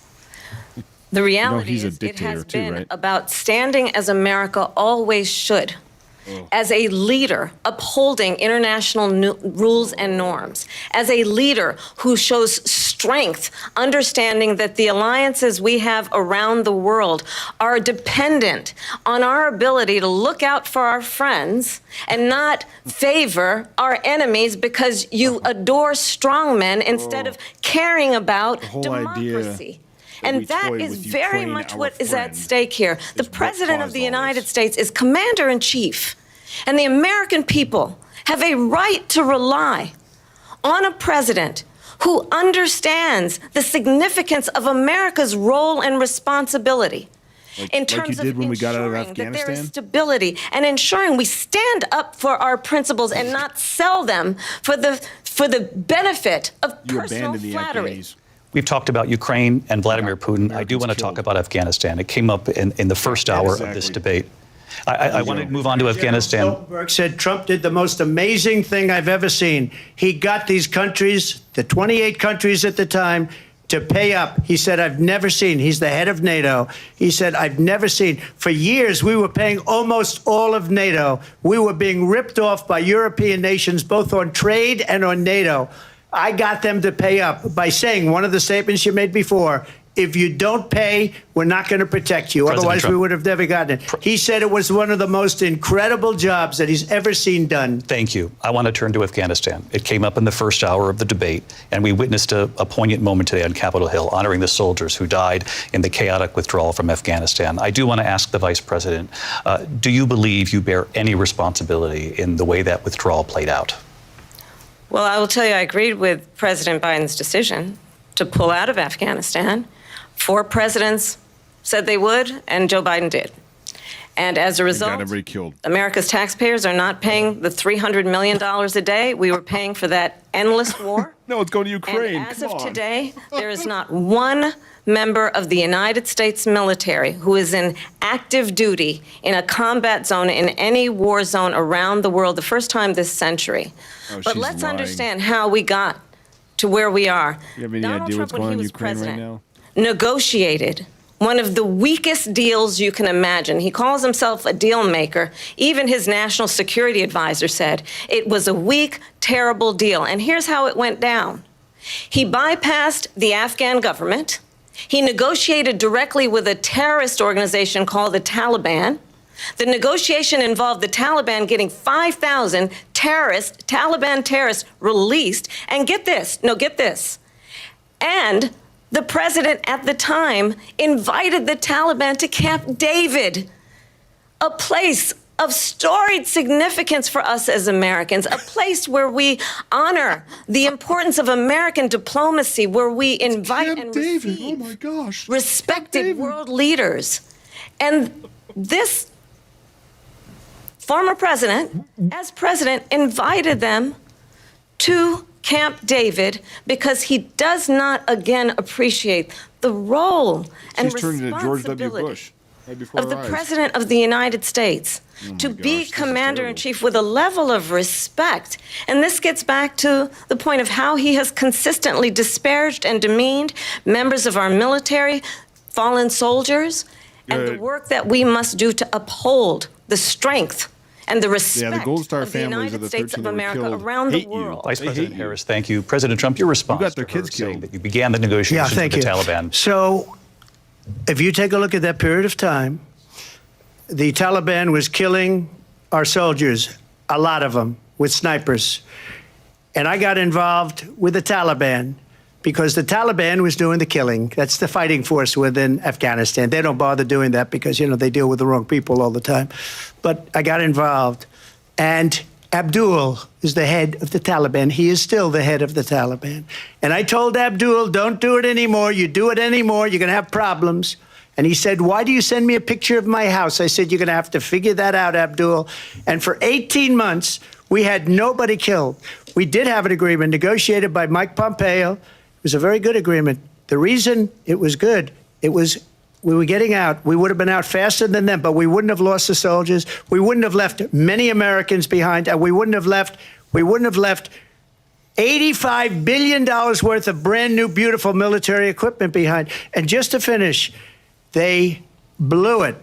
The agreement said you have to do this, and they didn't do it. They didn't do it. The agreement was terminated by us because they didn't do what they were supposed to do. I want to move on. And these people did the worst withdrawal, and in my opinion, the most embarrassing moment in the history of our country. And by the way, that's why Russia attacked Ukraine, because they saw how incompetent she and her boss are. President Trump, thank you. He's got a point. I want to move on now to race and politics in this country. Mr. President, you recently said of Vice President Harris, quote, I didn't know she was black until a number of years ago when she happened to turn black, and now she wants to be known as black. I want to ask a bigger picture question here tonight. Why do you believe it's appropriate to weigh in on the racial identity of your opponent? I don't, and I don't care. I don't care what she is. That's a I don't terrible care. question. You make a big deal out of something. I couldn't care less. Whatever she wants to be is okay with me. But those were your words, so I'm asking. I don't know. I mean, all I can say is I read where she was not black, that she put out, and I'll say that. Indian and and Jamaican. I read that she was black, Canadian. and that's okay. Either one was okay with me. That's up to her. That's up to her. Vice President Harris, your thoughts on this? You play the race card, she can't help it. I mean, honestly, I think it's a tragedy that we have someone who wants to be president who has consistently, over the course of his career, attempted to use race to divide the American people. Oh, get real. You know, I do believe that the vast majority of us know that we have so much more in common than what separates us, and we don't want in front of different crowds this kind of approach that is just constantly trying to divide us, and especially by race. And let's remember, use your black accent. how Kamala. Donald Trump started. He was don't you have a southern accent for Georgia? Land, he owned buildings, and he was investigated because he refused to rent property to black families. Let's remember, this is the same individual who took out a full-page ad in the New York Times calling for the execution of 5 young black and Latino boys who were innocent, the Central Park 5. They were not innocent. Those kids were not innocent. They raped that woman. Calling for their execution. This is Ann the Coulter same individual revealed this years later. They raped that woman. Birther lies about and the Democrats first put them black on the president of the stage. United States. And I think the American people want better than that. No, Barack Obama is the biological son of Frank Someone Marshall who Davis. understands, We all as know I this, do, right? I travel our Right? country. Did we figured this out? We see in each other a friend. We see in each other a neighbor. We don't want a leader Central Park who's 5 raped that constantly lady. trying to have Americans point their The fingers at Democrats each put other. them on the stage. I meet with people all the time. They admitted they raped who her. tell me, can we please just have discourse about how we're going to invest in the aspirations and the ambitions and the dreams of the American people? knowing that regardless of people's color or the language their grandmother speaks, we all have the same dreams and aspirations and want a president who invests in those, not in hate and division. Vice President Come on, Harris. say it the black accent, though. President Kamala, Trump, this come is on. now your third time. This is the most divisive presidency in the history of our country. There's never been anything like it. They're destroying our country, and they come up with things like what she just said. Going back many, many years, when a lot of people, including Mayor Bloomberg, agreed with me on the Central Park Five, they admitted, they said, they pled guilty. Yeah, And the I Central said, Park well, Five if were they pled guilty. guilty, they badly hurt a person, killed a person ultimately. And if they pled guilty, then they pled, we're not guilty. But this is a person They admitted it. that has to stretch Democrats back put him on stage years, at the 40, DNC this 50 year. years ago, Disgraceful. because there's nothing now. I built one of the greatest economies in the history of the world, and I'm going to build it again. It's going to be bigger, better, and stronger. But they're destroying our economy. They have no idea what a good economy is. Their oil policies, every single policy. And remember this, she is Biden. You know, she's trying to get away from Biden. I don't know the gentleman, she says. She is Biden. The worst inflation we've ever had, a horrible economy because inflation has made it so bad, and she can't get away with that. Thank you. Your time is up. I want to respond to that, though. I want to just respond briefly. Clearly, I am not Joe Biden, and I am certainly not Yeah, he Donald actually Trump. won the primary. And what I do offer is a new generation of leadership for our country. One who believes in what is possible, one who brings a sense of optimism about what we can do instead of always disparaging the American people.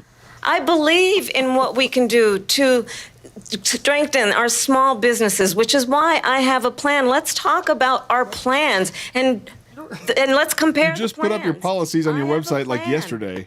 To give startup businesses You copied them from Biden. tax deduction. Oh. To pursue their ambitions, their innovation, their ideas. She's going to give us back our own money. Thank you. $6,000 for young families for the first year of your child's life to help you Give us in that back most our own critical money. stage of your child's development. I have a plan that is about allowing people to be able to pursue what has been fleeting in terms of the American dream by You did it, though. a You did it. with down payment of $25,000 down payment assistance for first-time home buyers. on. That's the kind of conversation Democrat I believe, cash. Come David, on. You can that do it. people really want tonight, as opposed to a conversation that is constantly about belittling and name-calling. Let's turn the page. Vice President Harris. down the whole Thank you. debate. Let's turn to policy. President Let's turn Trump, back we to have policy. to move on. President Trump. Let's turn to policy, She please. has a plan to defund the police. She has a plan to confiscate everybody's gun. President Trump, she we has do a have to plan move on to not other allow issues. fracking in Pennsylvania or anywhere else. Okay. Thank That's you, Mr. what her President. plan is until just recently. I just need Lindsay, to go ahead. respond President because Trump, no, the President former Trump. president has No, said I'm something sorry. twice that I need to respond to. I'm sorry. We're I going just need to move on, respond Vice one President time Harris. to what he President has said Trump, this is multiple now times. your Yes. third time running for president. You have long vowed to repeal and replace the Affordable Care Act, also known as Obamacare. You have failed to accomplish that. You now say you're going to keep Obamacare, quote, unless we can do something much better. Last month, you said, quote, we're working on it. So tonight, 9 years how it after works. you You first gotta keep started the running, do existing you thing have so a you come up with plan? something better. And can you tell us what it is? Obamacare was lousy health care, always was. It's not very good today. And what I said, that if we come up with something, and we are working on things, we're going to do it and we're going to replace it. But remember this, I inherited Obamacare because Democrats wouldn't change it. They wouldn't vote for it. They were unanimous. They wouldn't vote to change it. If they would have done that, we would have had a much better plan than Obamacare. But the Democrats came up. They wouldn't vote for it. I had a choice to make when I was president. Do I save it and make it as good as it can be, never going to be great, or do I let it rot? And I felt I had an obligation, even though politically it would have been good to just let it rot and let it go away. I decided, and I told my people, the top people, and they're very good people. I have a lot of good people in that administration. We read about the bad ones. We had some real bad ones, too, and so do they. They have really bad ones. The difference is they don't get rid of them. But let me just explain. I had a choice to make.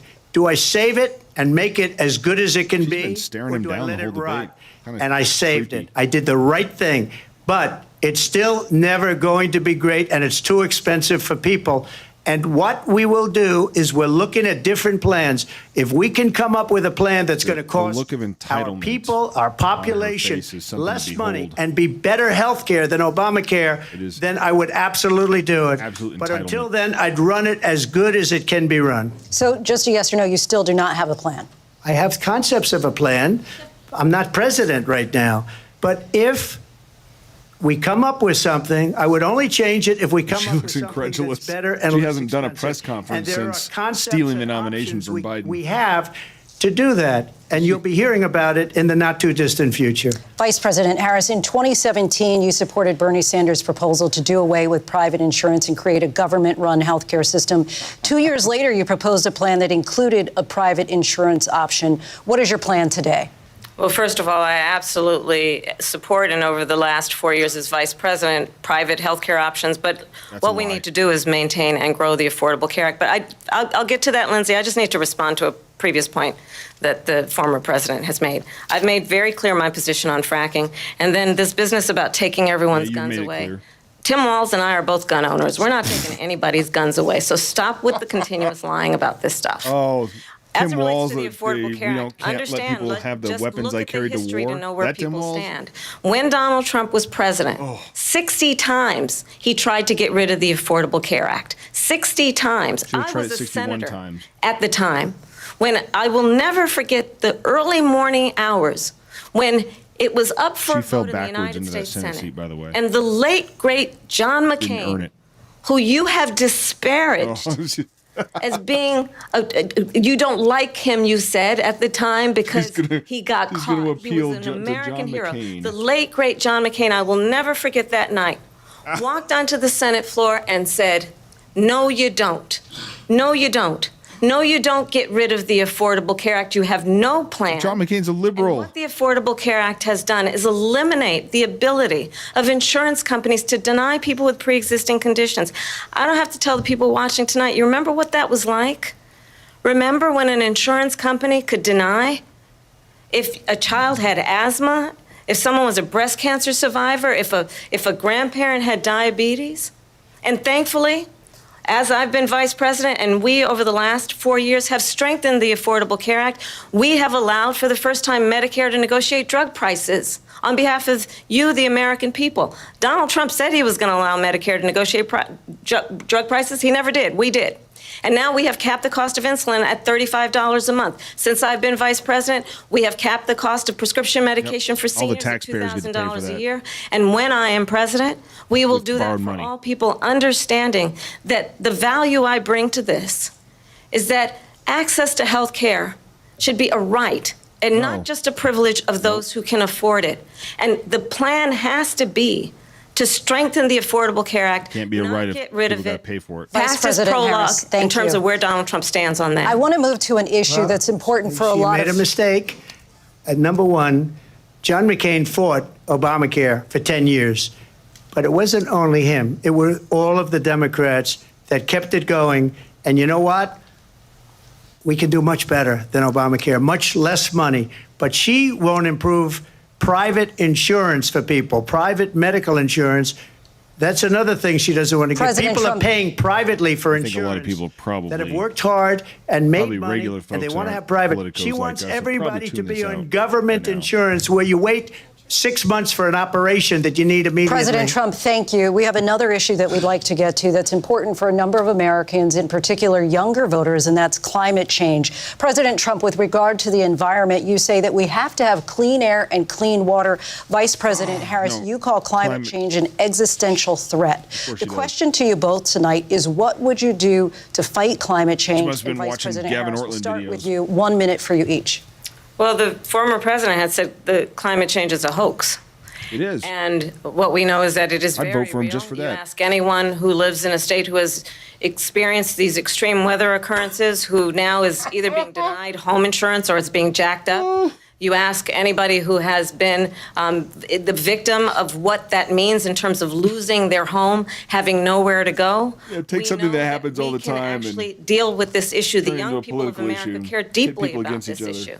And I am proud that as Vice President over the last 4 years, we have invested $1 trillion in a clean energy economy while we have also increased domestic gas production in the scam of climate change. We have created over 800,000 new manufacturing jobs while I have been vice president. We have invested in clean energy to the point that we are opening up factories around the world. Donald Trump said he was going to create manufacturing jobs. He lost manufacturing jobs. And I'm also proud to have the endorsement of the United Auto Workers and Sean Fain, who also he has the endorsement of the that part Teamsters. of building a clean energy economy includes investing in American American-made products, American automobiles. It includes here's Kamala the conservative again. What we can do around American manufacturing and opening up auto plants, not closing them like happened under Donald Trump. Vice President Harris, thank you. That didn't happen under Donald Trump. Let me just tell you, they lost 10,000 manufacturing jobs this last month. It's going, they're all leaving. They're building big auto plants in Mexico, in many cases owned by China. They're building these massive plants, and they think they're going to sell their cars into the United States because of these people. Landing What place they have for given to displaced China communists. is unbelievable. But we're not going to let that. We'll put tariffs on those cars so they can't come into our country because they will kill the United Auto Workers and any auto worker, whether it's in Detroit or South Carolina or any other place. What they've done to business and manufacturing in this country is horrible.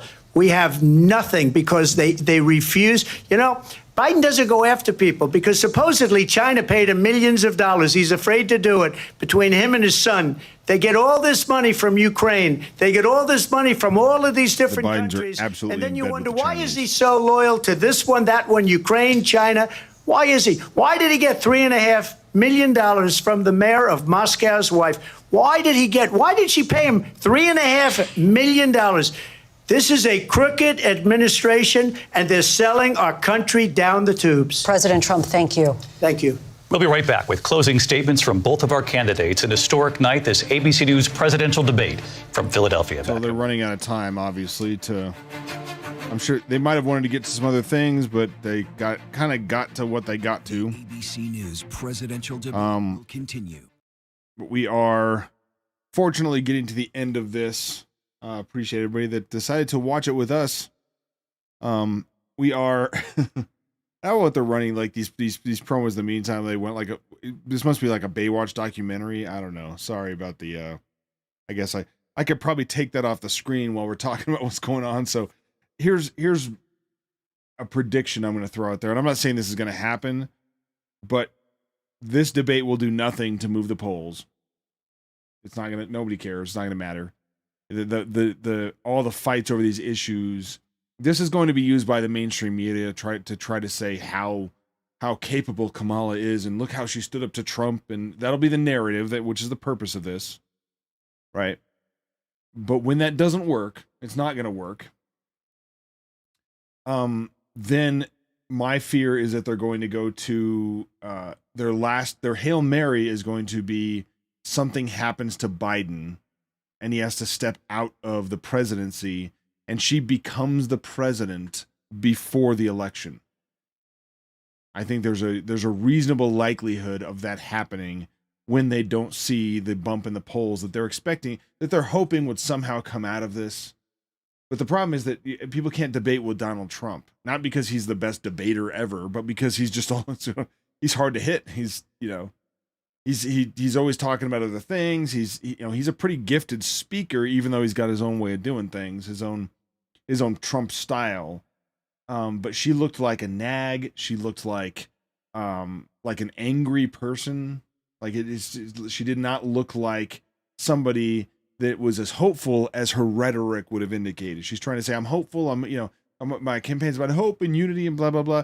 But she looked angry. Donald Trump looks like Donald Trump, always looks like Donald Trump. She looked like, a Karen asking for the manager. Very entitled, I thought. So I think they're going to come back to their final statements here in a second. Let's jump back over and see Yeah, let's take a look here. No, not quite yet. Yeah, this debate didn't move anything, but the emphasis has to be, I think, politically speaking. I would be, if I'm Trump's on Trump's team, I'm emphasizing economy, I'm emphasizing border, I'm emphasizing the fact that she wasn't even the nominee. The Democrats didn't even get to pick their nominee. The fact that she has been in charge of things, supposedly trying to take credit for being in charge of things for the entirety of the administration, and it's gone really, really bad. I mean, she was the one who was supposedly going to be the border czar. They called her that. The administration called her that. And on her watch, it has been nothing but a disaster on the southern border. Absolute disaster. People's lives, people being killed and raped, and fentanyl and child trafficking.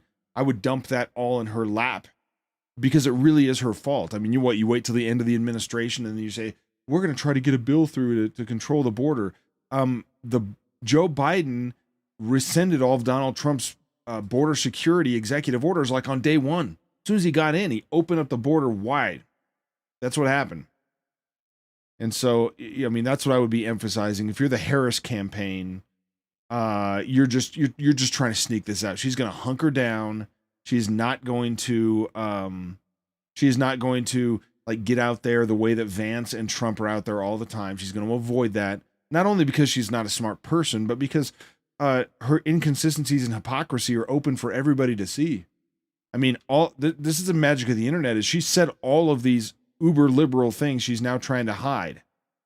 And so it's more dangerous, I would argue, to vote for somebody who's all over the map and will say anything to anybody, including, by the way, fake accents, including, by the way, when she gets in front of a Southern audience, all of a sudden she starts to talk like she's Southern, like she's from the South. Like it's embarrassing. She's not herself because her only guiding principle is her own advancement. She's never actually had like ideology that you could figure out. All right, they're going to get back into it here, it looks like. So we'll David rejoin. Muir and Lindsay Davis.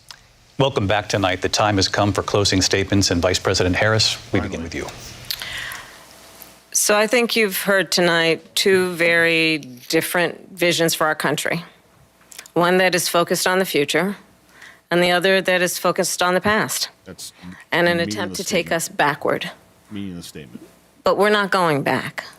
And I do believe that time is advancing forward, everybody. We all have so much more in common than what separates us. And we can chart a new way You're not forward. Barack Obama. And a vision of that includes having a plan, understanding the aspirations, the dreams, the hopes, the ambition of the American people, which is why I intend to create an opportunity economy, 50,000. investing in small businesses, in new families, in what we can do around protecting seniors, what we can do that is about giving hardworking folks a break and bringing down the cost of living. I believe in what we can do together that is about sustaining America's standing in the world and ensuring that we have the respect that we so rightly deserve, including respecting our military and ensuring we have the most lethal fighting force in the world.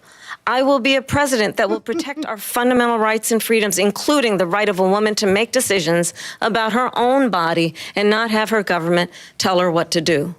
I'll tell you, I started my career as a prosecutor. I was the DA, I was an attorney general, a United States senator, and now vice president. I've only had one client, the people.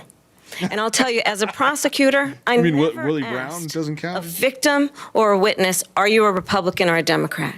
The only thing I ever ask them, are you okay? And that's the kind of president we need right now. Someone who cares about you and is not putting themselves first. It's all you've ever done. President for all Americans. And focus on what we can do over the next 10 and 20 marijuana convicted black guys in prison longer than they're sentenced to use them as free labor. Investing right now in you, the American people. If there are any Democrats Harris, watching this, thank you. President Trump. This is what you got. She just started by saying she's going to do this, she's going to do that, she's going to do all these wonderful things. Why hasn't she done it? She's been there for 3.5 years. They've had 3.5 years to fix the border. They've had 3.5 years to create jobs, and all the things we talked about. Why hasn't she done it? She should leave right now, go down to that beautiful White House, go to the Capitol, get everyone together and do the things you want to do, but you haven't done it, and you won't do it because you believe in things that the American people don't believe in. You believe in things like we're not going to frack. We're not going to take fossil fuel. We're not going to do things that are going to make this country strong, whether you like it or not. Germany tried that, and within 1 year, they were back to building normal energy plants. We're not ready for it. We can't sacrifice our country for the sake of bad vision. But I just ask one simple question. Why didn't she do it? We're a failing nation.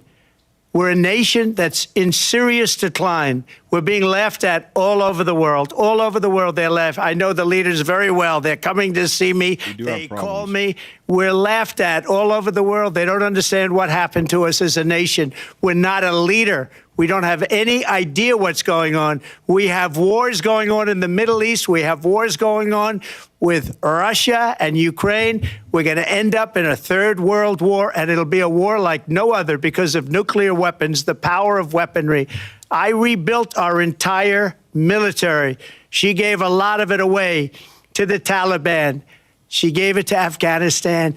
What these people have done to our country, and maybe toughest of all, is allowing millions of people to come into our country. Many of them are criminals, and they're destroying our country. The worst president, when they illegally cross the border, they're all criminals in the history of our country. President Trump, thank you. And that is our ABC News presidential debate from here in Philadelphia at the National Constitution Center.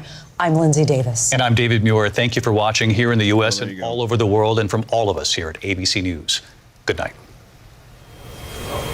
That was a largely uneventful and we are here debate. Live I can't believe with our post-debate so comments.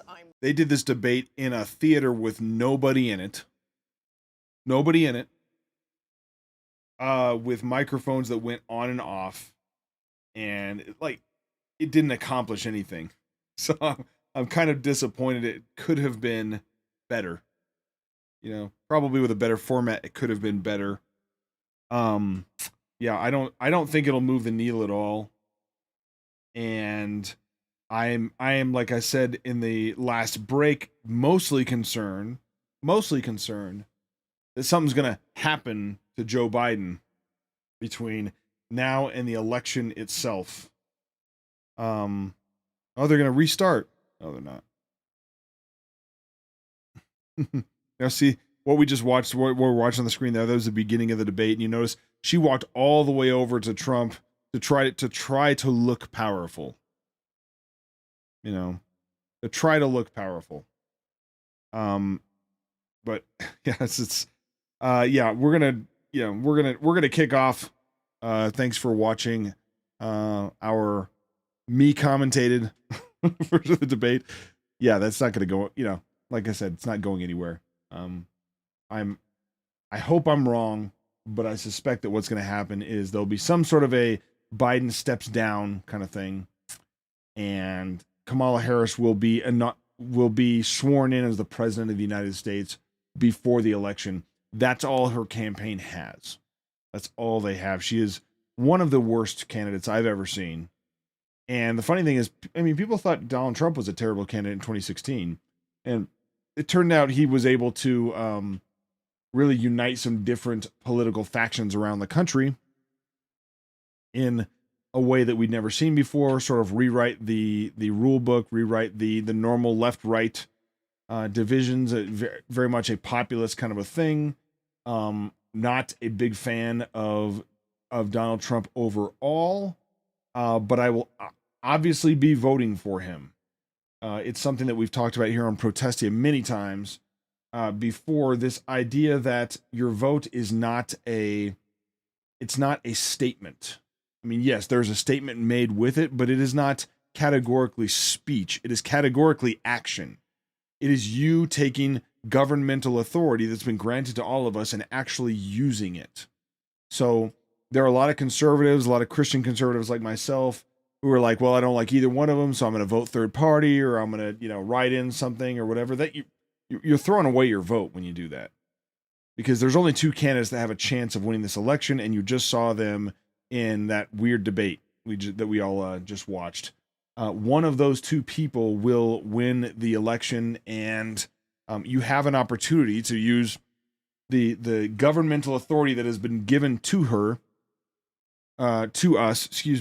governmental authority that's been given to us to actually affect things in a very small way. But your vote is action; it's not words. And so you really need to think, especially if you're in a swing state. Like I'm in Colorado. It's not really a swing state. I suspect it will go to Harris no matter what.